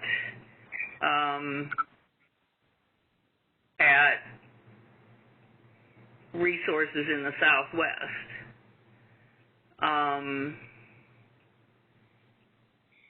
Okay, well, I think that's something that you. I don't know how that kind of a reservation would occur in the context of the market construct.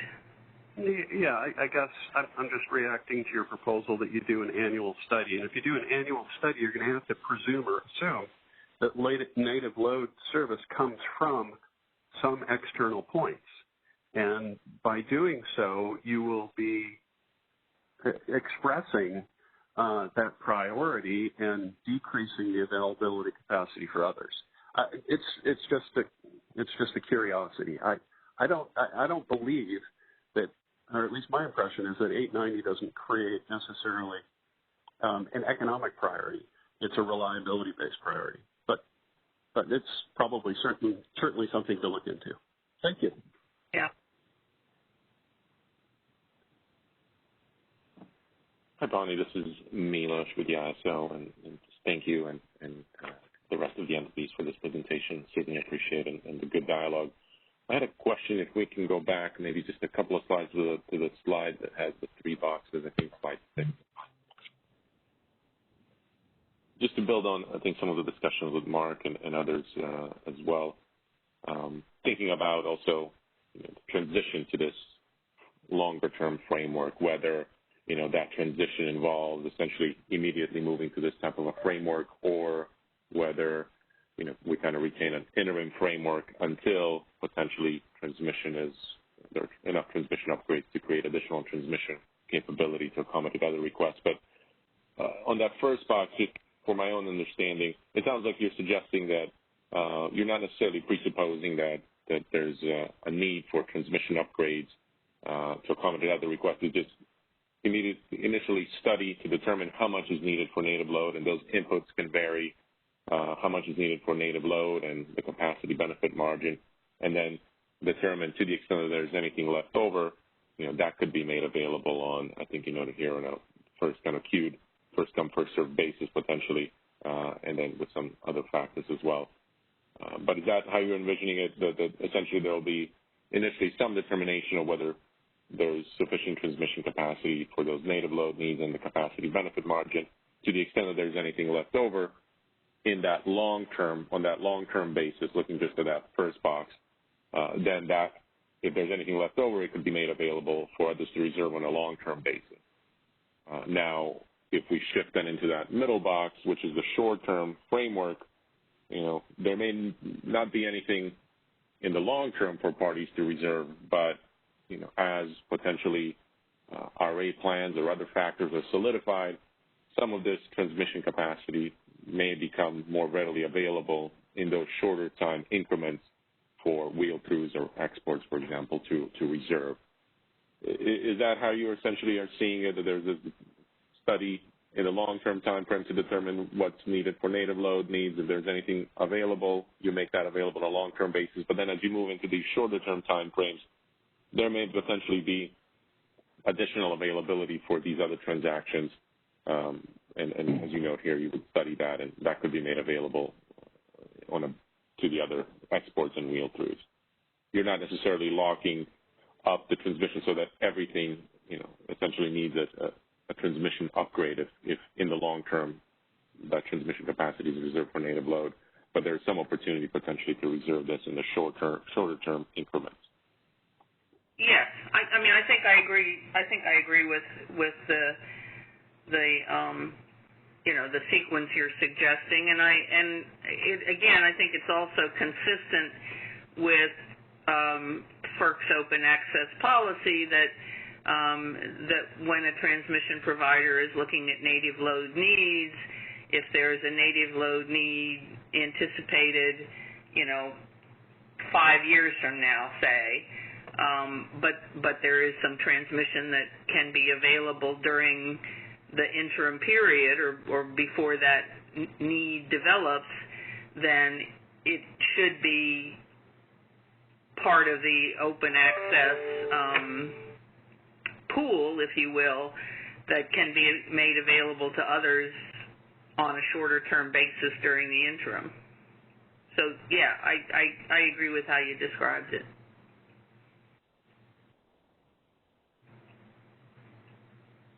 Okay, any questions on the phone line? I know we do have a question in the chat. I do not see any callers in the queue as of now. Okay, so actually just a comment from Steve Kearns. I don't know if you can see it, but we should be looking at other ISO RTOs for best practices on CBM, cost allocation, study methodology, et cetera. That was just a comment. And this is Milos. Maybe I can jump in to respond to that, and thank you for that question, Steve. We are doing that, at least I'll speak for the ISO. We are doing that. We're reaching out to the other ISOs and RTOs, and we've met, I think, with 4 out of the 5 that we've looked at. We still have to meet with the New York ISO, but we're hoping that once we get to the issue paper here by the late August, we'll have a matrix that kind of compares the different practices that they have and how they treat CBM, how do they provide access to their transmission system, how do they think about the priorities in some of these stress situations as well. So we are working on that, and we hope to have that completed by and included in the issue paper.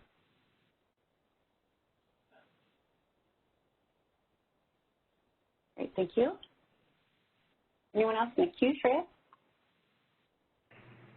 I do not see any further callers in the queue. It's Mark Holman at Powers. Can I ask one more question of Bonnie? Because I think we're dancing around an issue a little bit here. Maybe it's best with an example. If we take a step back from the CAISO's framework and the OAT framework outside and just focus on what Bonnie has described as FERC policy, and let's use the CAISO share of the DC line. If CAISO loads have priority to that 1,500 megawatts of the CAISO's DC transmission to serve load inside the CAISO BAA, and then the Desert Southwest secures the rights to Bonneville's side of that 1,500 megawatts to flow, so they now have secured a priority right to flow on Bonneville's 1,500 megawatts from Big Eddy Knob. Now you've got what I think is part of the heart of this issue. You've got a scene. Who should get to flow?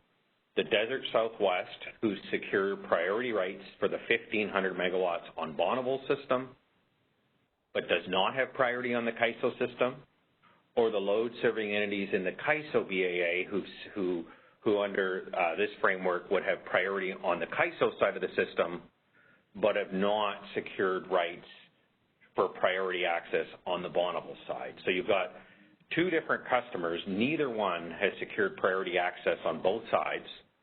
One customer has priority on one leg, another customer has priority on the other leg, how do you decide who flows?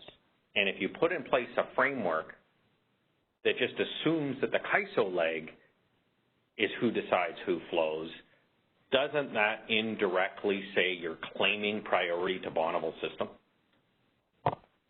No. I mean, I have to say, Mark, I completely disagree with PowerX's theory that just because you acquire transmission rights on external system, that implies a right to flow over the CAISO. I don't think the external system does that. I mean, where's the reciprocity?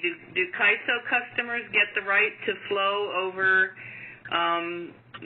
the Bonneville system because they've funded the CAISO system? The CAISO grid is funded almost entirely by CAISO native load, and when it comes to priority for use of that grid, then that's up. I guess I'm asking the question, Bonnie. I was not supposing and have never suggested that because someone invests in Bonneville transmission, that gives them rights to the CAISO transmission system. I'm not saying that at all. I'm saying if the Desert Southwest load-serving entities secure transmission on the Bonneville system, but don't have priority rights on the CAISO system, and then CAISO load-serving entities get priority on the CAISO system, but don't have priority on the Bonneville system, which customer gets to flow?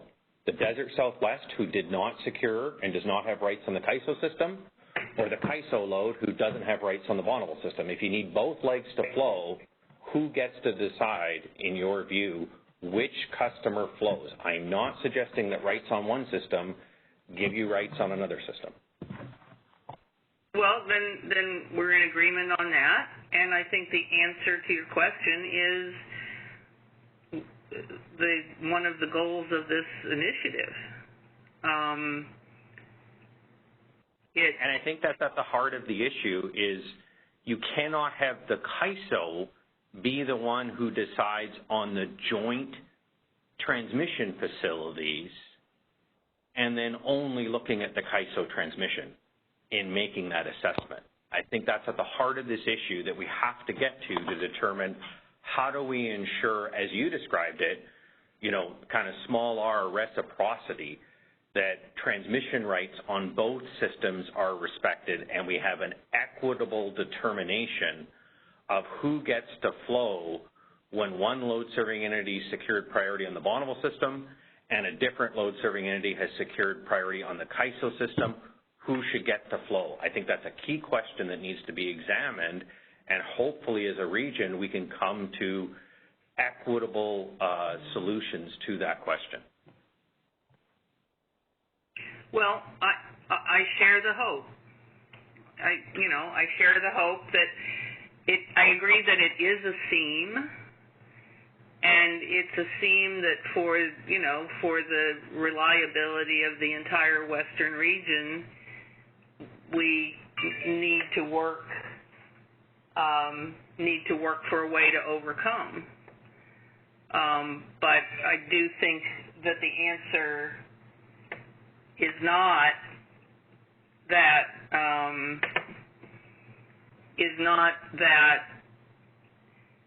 there's an assumed right to flow over the CAISO system as a result of procurement of transmission on some external system, and it probably practices need to change on both sides. I'm glad to hear you say that, Bonnie, and I agree with your statement. I just ask that you could apply that statement reciprocally, that if somebody has rights on the CAISO system, if they don't secure rights on the Bonneville system, they shouldn't assume that they have rights on the Bonneville system because the CAISO is the one doing the economic dispatch and they happen to have rights on the CAISO system. I don't think that occurs today.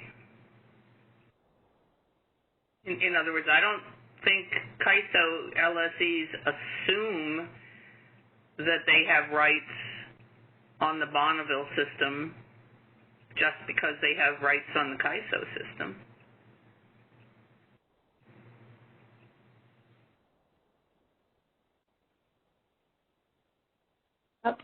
Good dialogue. Thanks, Mark. Yeah, sorry, Mark. So I think Jeff has his hand raised. Shreyas, can you open his phone line, please? Sure. Your line is unmuted, Jeff. Please go ahead. Yeah, I don't know. I just see this as an improperly framed scenario. If I understand how you frame this, Mark, the Desert Southwest person has the ability to flow to the ISO's border, and the California person has the ability to flow into California. I don't necessarily from see the any CAISO border, not. Yes, from the CAISO border. Yeah. I don't necessarily see any other linkage than that. I'm not sure there needs to be a linkage beyond that, because we're addressing here the ISO's basically curtailment priority.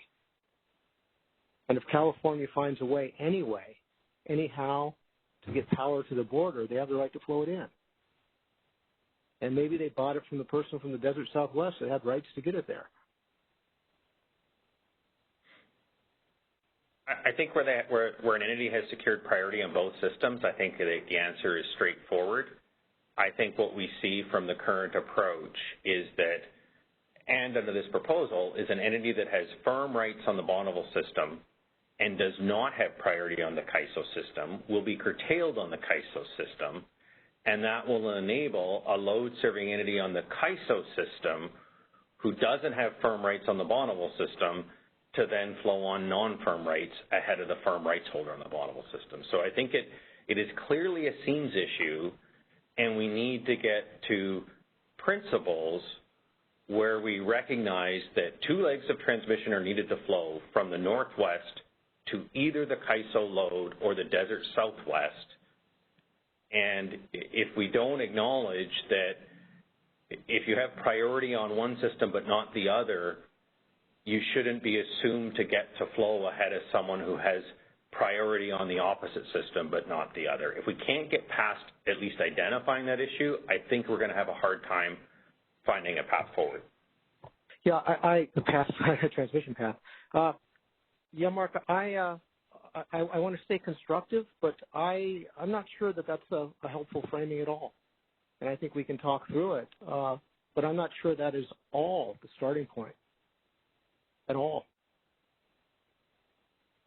So we'll work through this as a group, but I actually think that approach may actually prevent us from solving the ISO issues. So I'd ask you to consider that also. Thanks, Jeff. Thanks. Do you have anybody else in the queue? Or anyone from the speaker line have any questions or comments?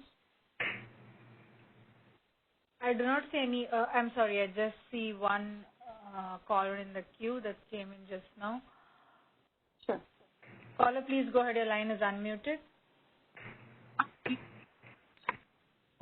This is Bobby Olson with SRP, and I just, since Jeff was supporting Bonnie, I just had kind of a quick follow-up question based on a statement that Jeff just made.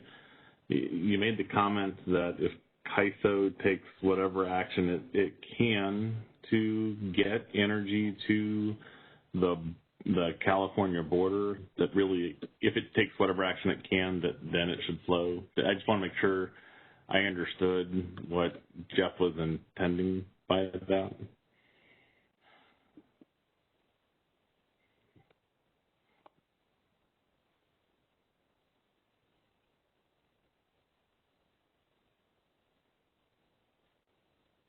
I guess,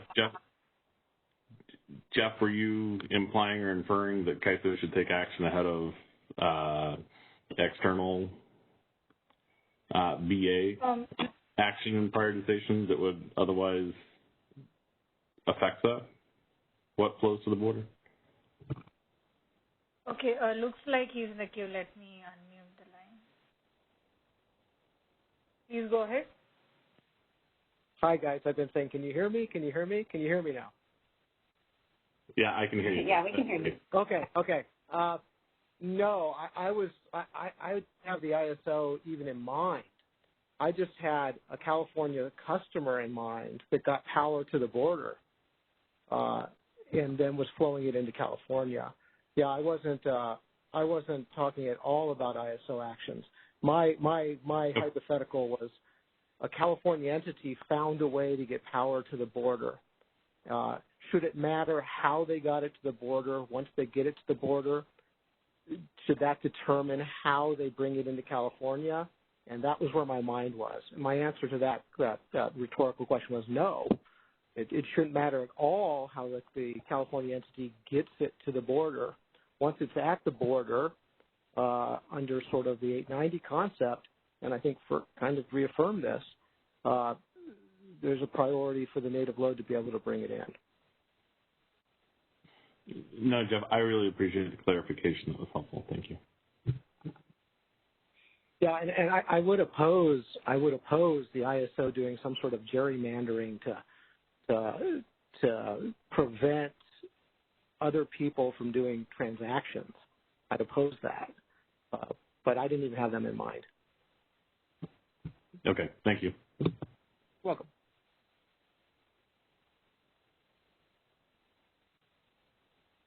Trace, do we have anybody else in the queue?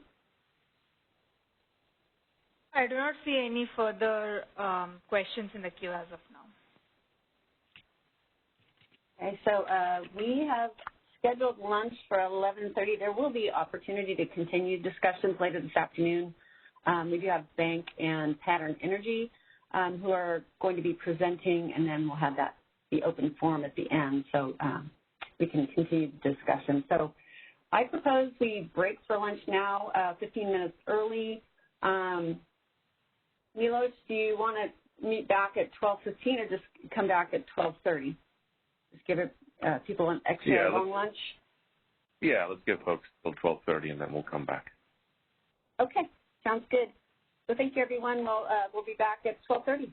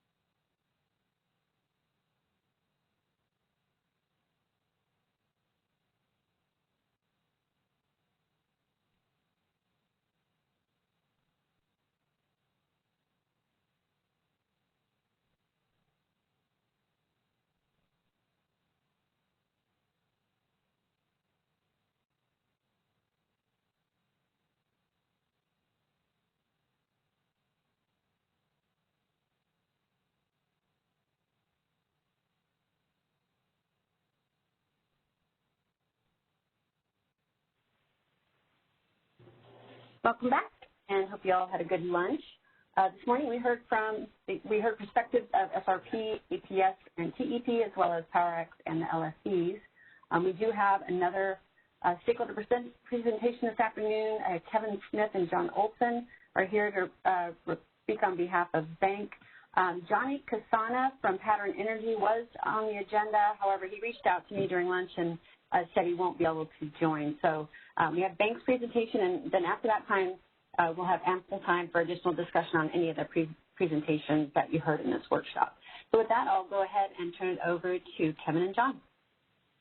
Thank you. Appreciate it. Thank you, ISO, for giving us this opportunity. My name is Kevin Smith. I'm an attorney that represents the Balancing Authority in Northern California.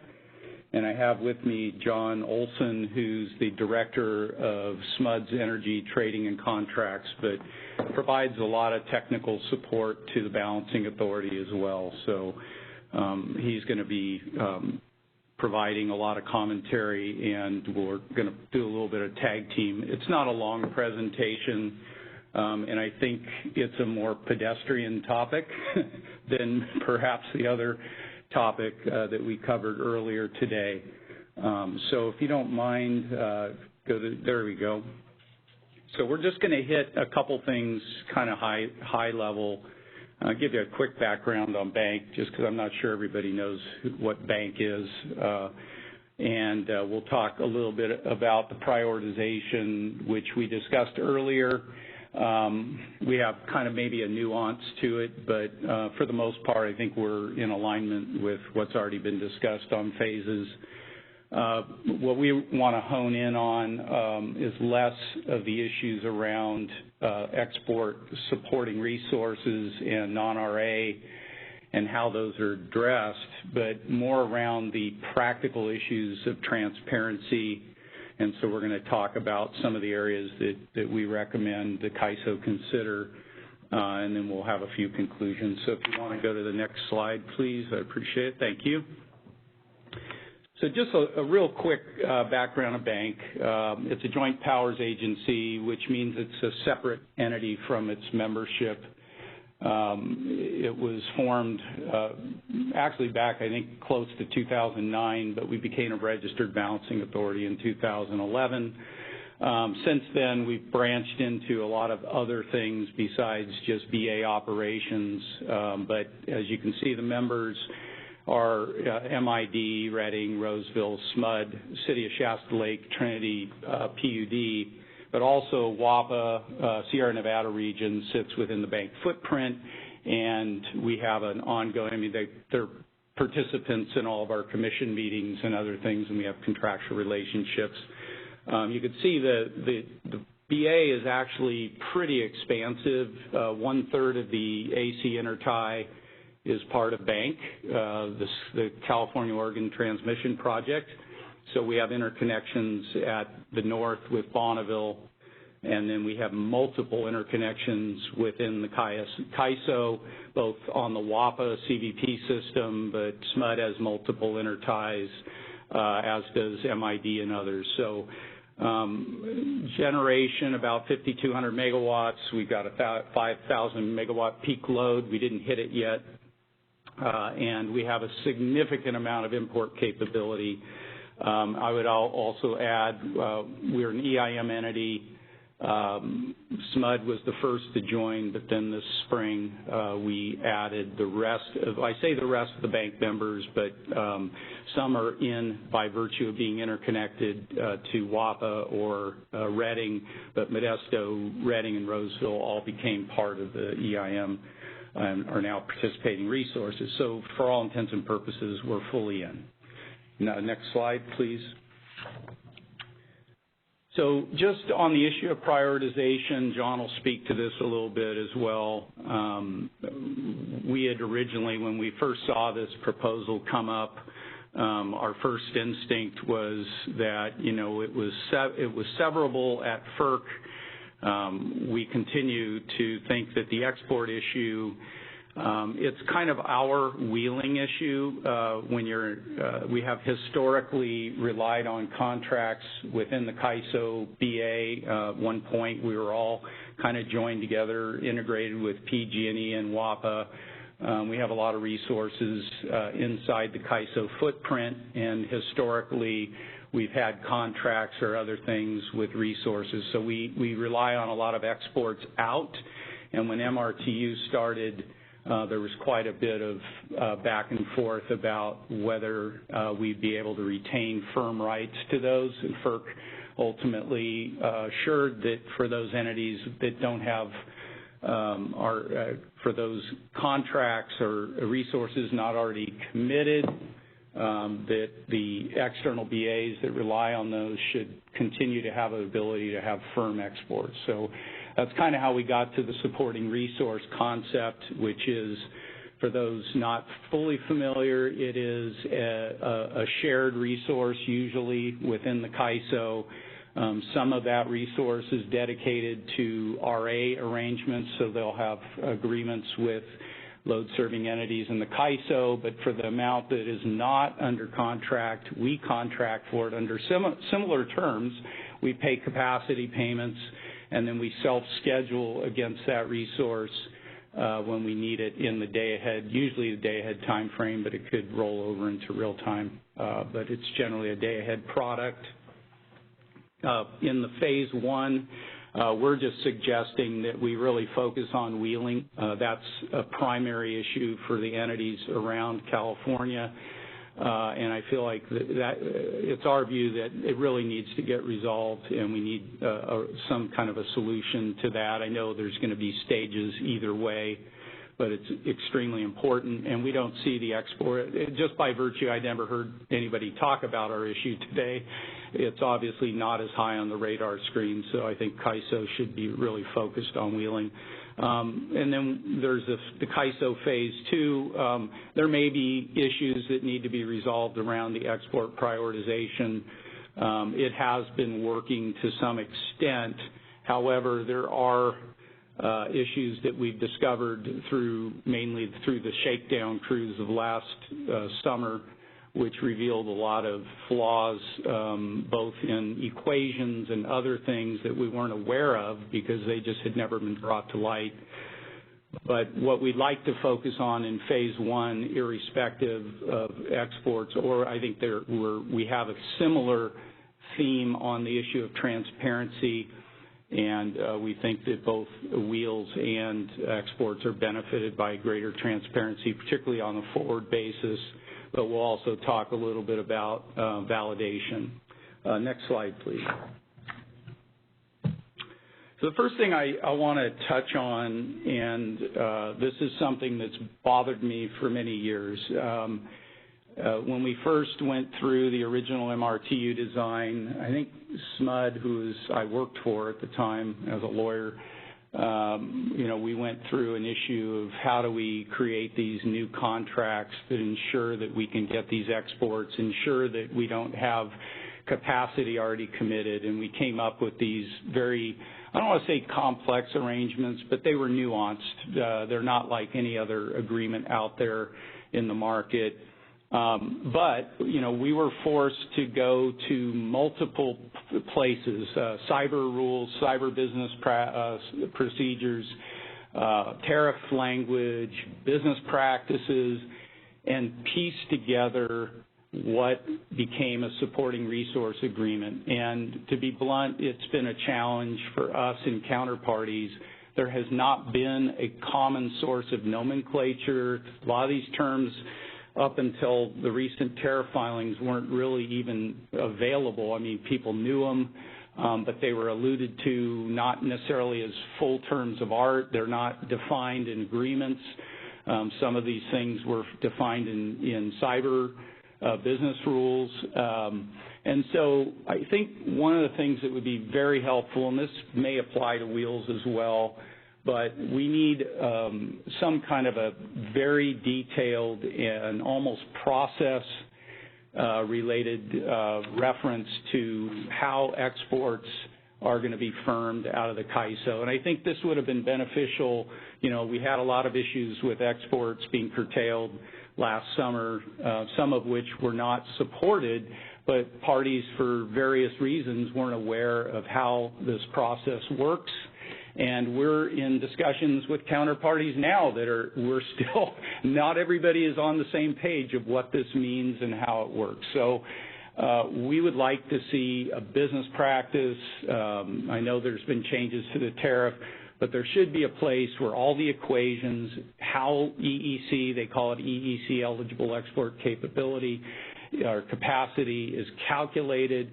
As John may describe, we've had a progressive revelation that there are things embedded in equations and in other cyber rules that are actually biasing our capacity, biasing against our capacity. And one of the things that got resolved last summer in the filing was this issue of D rates being misapplied solely to our capacity.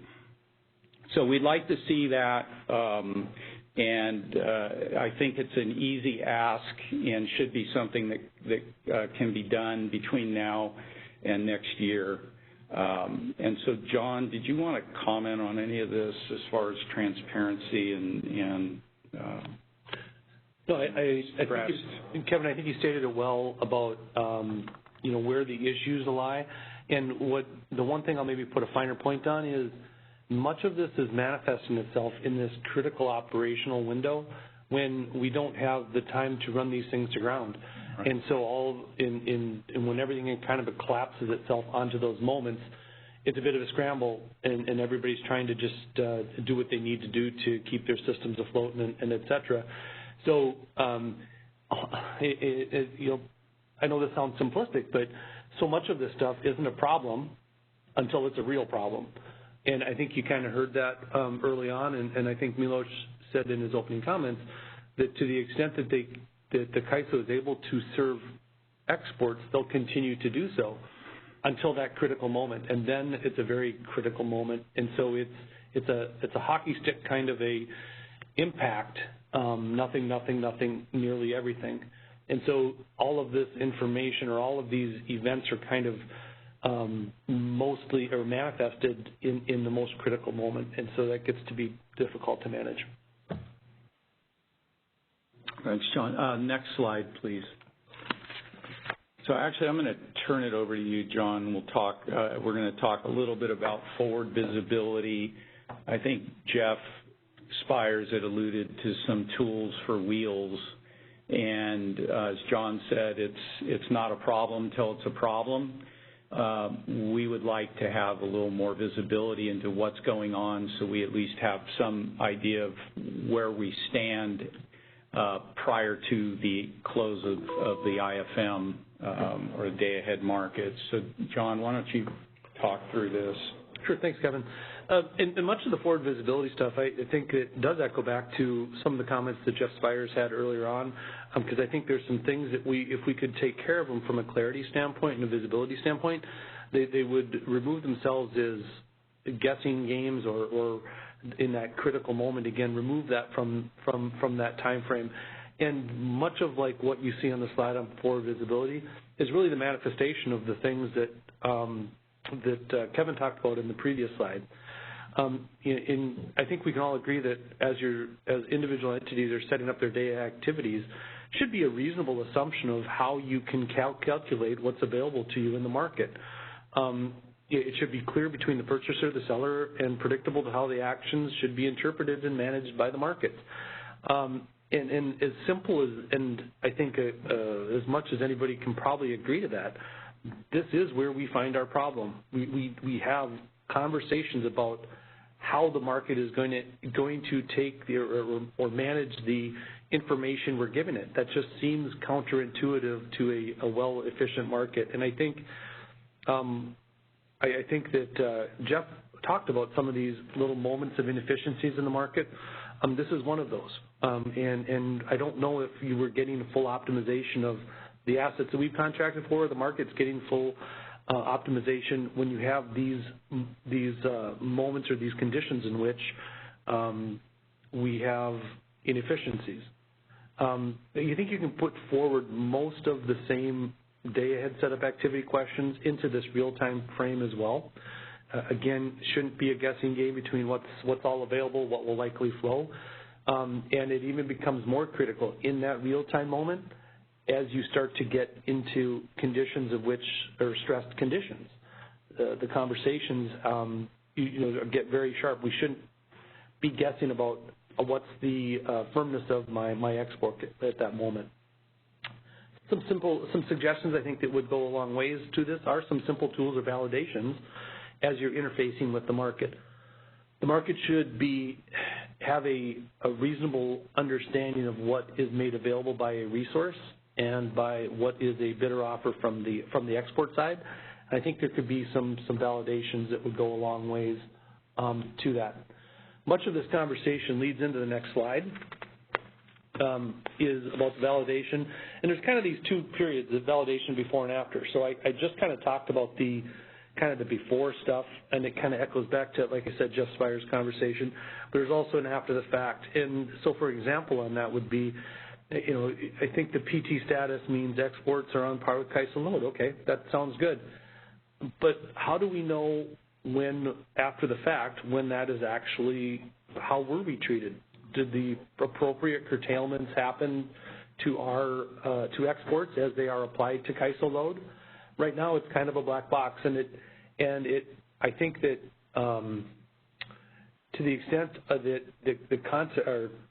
the importance of these kinds of things would lend credibility to the marketplace if there was some understanding of how explained after the fact, and you should be able to get to some of those answers. And we understand that there's localized transmission issues that may not, may blur that a little bit, but that's acceptable. Right now, it's really hard to kind of recreate that day or those events and see exactly what happened. And I think that's where that after the fact stuff could really help everybody understand it and that visibility.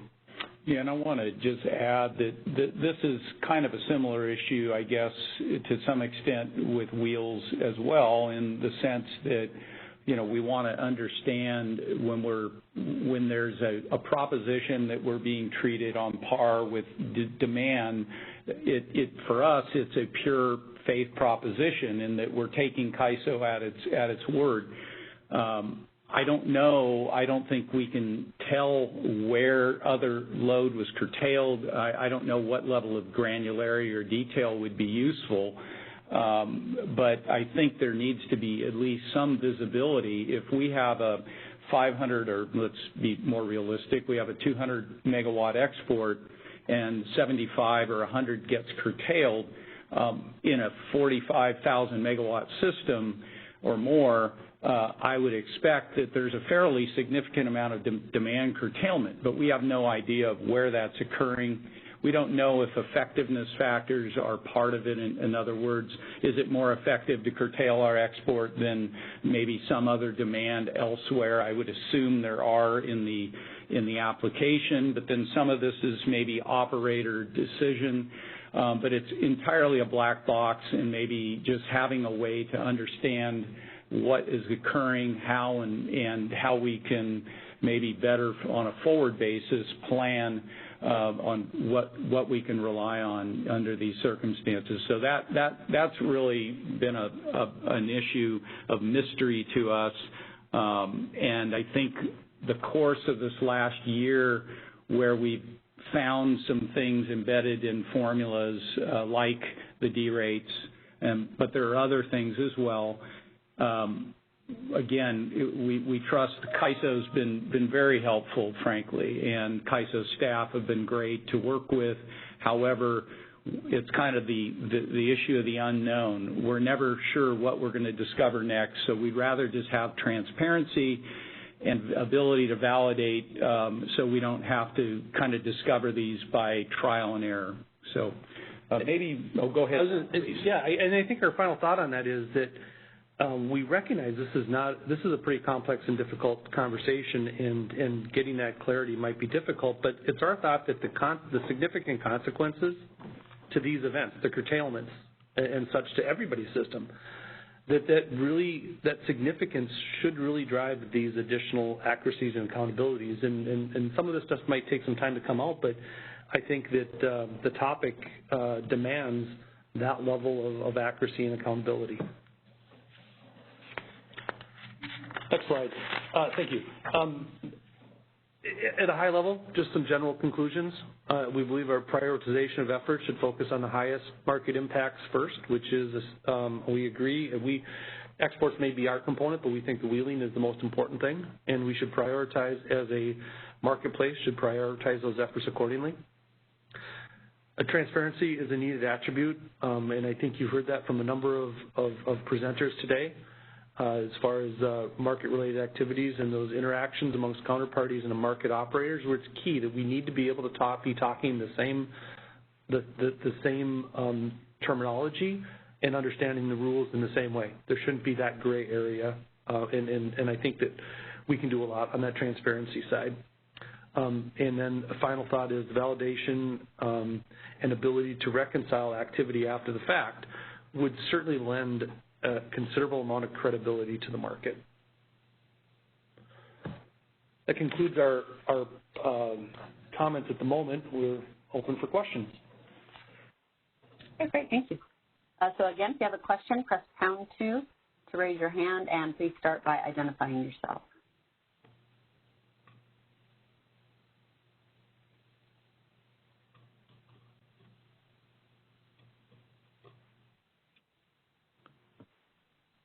No one in the queue, Shreya? I do not see any callers in the queue as of now. Okay. Any of the panelists have questions or comments? Yes, this is Milos. Thank you, Kevin and John. I appreciate you taking the time to make the presentation. If we can go back maybe to slide 7, just wanted to talk a little bit more about the transparency aspect. There you go. Wanted to better just get a sense from you. I completely understand and I can appreciate the need for the added transparency you're looking for. Wanted to better understand just what format are you looking for that transparency? Are you suggesting that possibly after we have some of these curtailment events that you're looking for some type of a report or some type of a broader discussion, kind of a case-by-case publication or discussion? What's your suggestion in terms of the format that this transparency should take? Well, that's a very good question. I'm not sure I'm going to have a succinct answer for you on the specificity of your question, but I think if we get to the validation stuff and we understand how things are related, maybe the after the fact's a little more clear to us because we understand what is going to happen and we can interpret the results.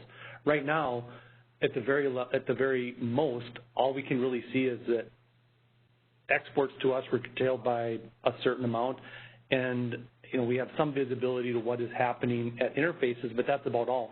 We're kind of left to make those links. So maybe it's a combination of getting that visibility in the forward-looking basis so that we understand how things might interact into the market or the decisions that be made. And then I think we're open for some conversation on the latter part of it is what would be suffice as far as an after-the-fact report, and is that maybe it's only at certain events or whatever. It's not like something we want to see on an hourly, daily basis, but if it's a significant event, maybe some explanations of that or where there can be some back and forth so we can, again, make better operational decisions the next time that comes around. Yeah, so we can see, ultimately we know like what the generator output was, if it was the D rates and things that are somewhat visible. What we have zero visibility in is, this issue of we got less than what we expected, and we have no idea how or what is transpiring as far as external to us.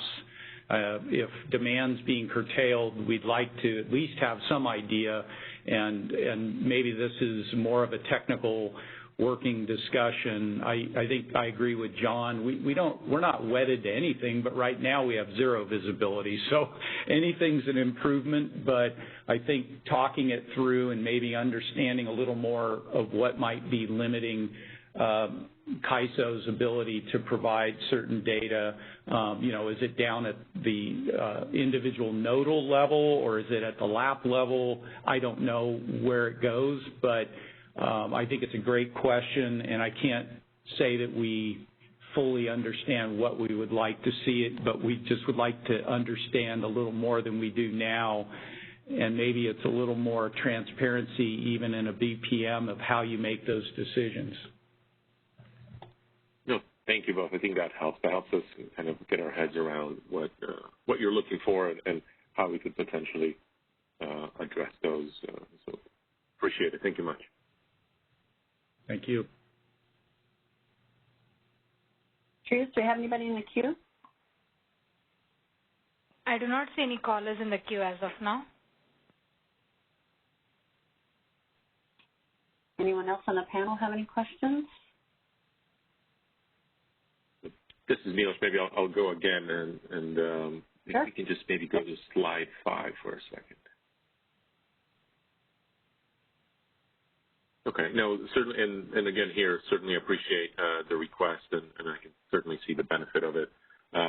Wanted to just better understand, and you know, I think this is something you could supplement as well in your written comments if you need a little bit more time to think about it. But what's the scope of items that you would like to see kind of in this one section related to exports? Is it practically anything related to exports, bid to bill, or are they kind of particular areas that in particular you would like to see consolidated into a single place that essentially you could better understand certain aspects of export interaction in the market? Thanks, Milo. I think we're going to apply a little more thought to that. However, let me just throw a few low-hanging fruit items.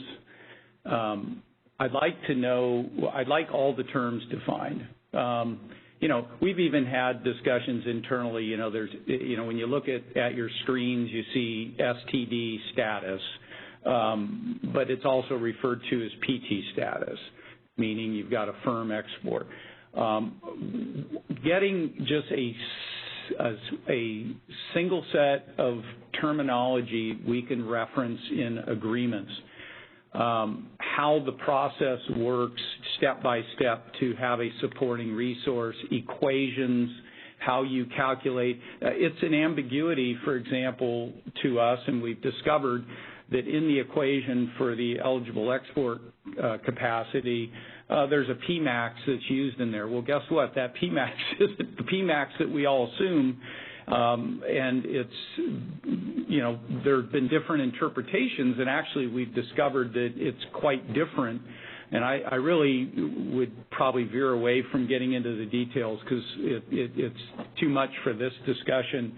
But your folks at the CAISO are aware of an issue that's arisen as to the numbers that's going into this. But we need a common understanding. When we're sitting down with a counterparty and we are a mile apart on what these terms mean, it would really help to have one point of reference, whether it's the tariff and BPM or, but right now we have to throw in everything in the kitchen sink in our contract to say the counterparty is aware of cyber business rules, blah, blah, we go through a litany of things. Well, guess what? None of us, can pull all these things together at any given point. So just having that kind of single compendium of information that's sufficient for two parties to enter into an arrangement and kind of know what's expected and even what the CAISO expects. So I think equations are important as well. Okay, no, this definitely helps us start thinking about this even before the comments come in. But, if you could add some of these kind of parameters, particular aspects you'd like to see, please note that in your comments as well. I think this certainly helps us to start having a conversation internally. Thank you. Thanks, Milos. We'll do that. All right, Shreyas, do we have anybody else in the queue? I do not see any callers in the queue as of now. All right, anyone else have questions? We're on the speaker line.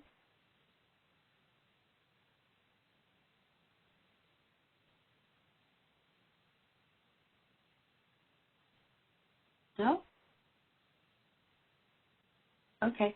Well, thank you very much, Kevin and John. Appreciate your presentation.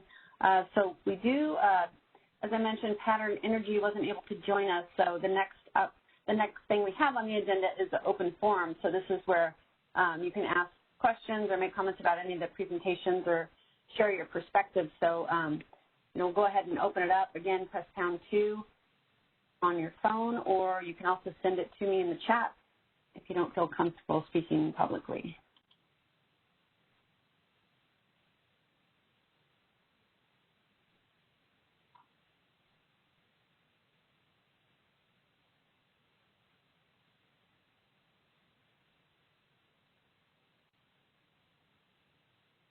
Anybody in the queue, Shreya?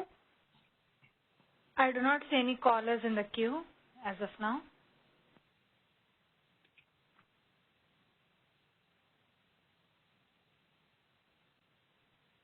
We'll just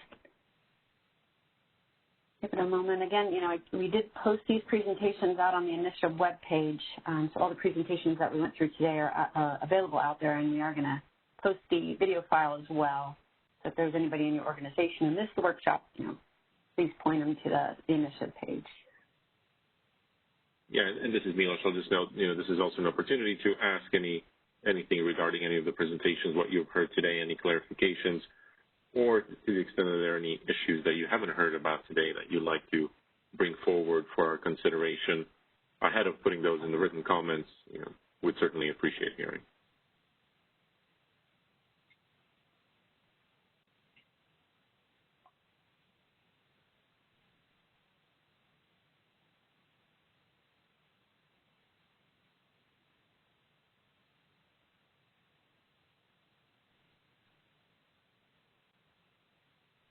No one in the queue, Shreya?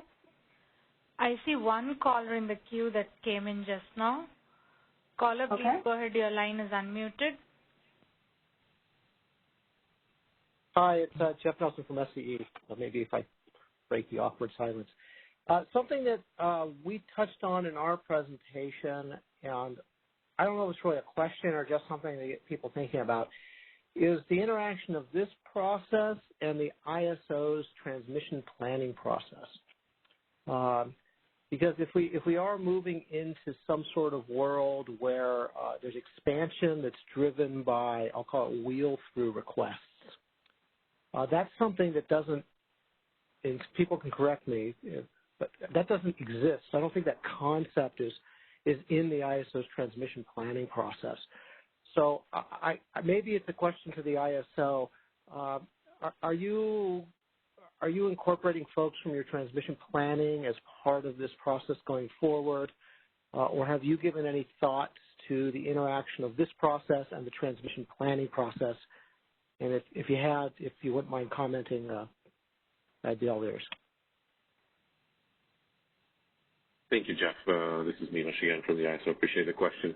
Yes, we have a broad cross-organizational team that's working on this initiative, including folks from the planning group. We do recognize that in the long term, as part of a long-term framework, one of the potential approaches is looking at something akin to what I think the California LFCs presented. We think there are potentially other frameworks as well. So we do recognize that there may be a need to consider potential changes or modifications to the planning process to ensure that we can consider external requests for transmission service and what that may look like for system expansion. So I think a lot of this will be driven ultimately by the nature of the frameworks that we do consider, and that's what we depend, I think, on the conversation today as well as the subsequent comments that we'll receive. But we do have a broad, like I said, cross-organizational team, including transmission planning, because we do recognize there may be some touch points, likely significant touch points, depending on the framework that we pick. Great, thank you. Do we have anybody else in the queue? I do not see any callers in the queue as of now. Okay. This is Milos again. Wanted to see if anybody on the line as well would have any thoughts or perspectives on any of the seams issues between the open access transmission tariff world as well as the organized market ISO world. We recognize that we're surrounded by balancing authority areas that provide access to their transmission system through the OAT framework, and we're interested again, whether it's today or whether it's in your written comments, hearing about any of the additional SEAMS issues. We've heard, I think, about a few in today's presentations, but if there are any additional SEAMS issues that you believe that need to be addressed through this framework. I'll pause there and see if anybody has any thoughts on it now. But like I said, again, if you don't feel comfortable speaking, we can certainly, that's something that we can consider. We'll be publishing our comments template here in the next day or two, and that's one of the things we'll certainly be interested in hearing from stakeholders about. Anyone in the queue, Shreya? Again, press pound 2. I do not see any callers in the queue as of now. Okay. I know you had some remarks. Milos, you wanted to go over before I talk about the next step? Sure. Well, I think we've come then to the end of our substantive portion of the day. I want to express our gratitude on behalf of the ISO team to the presenters and the rest of the stakeholders for an open dialogue and the good questions that have been asked of the different presenters. As you heard today, these are challenging issues to address with a wide-ranging implication, and it's good to see the level of engagement and willingness to share ideas and parties willing to present to the broader stakeholder group and share ideas, improvements, and solutions.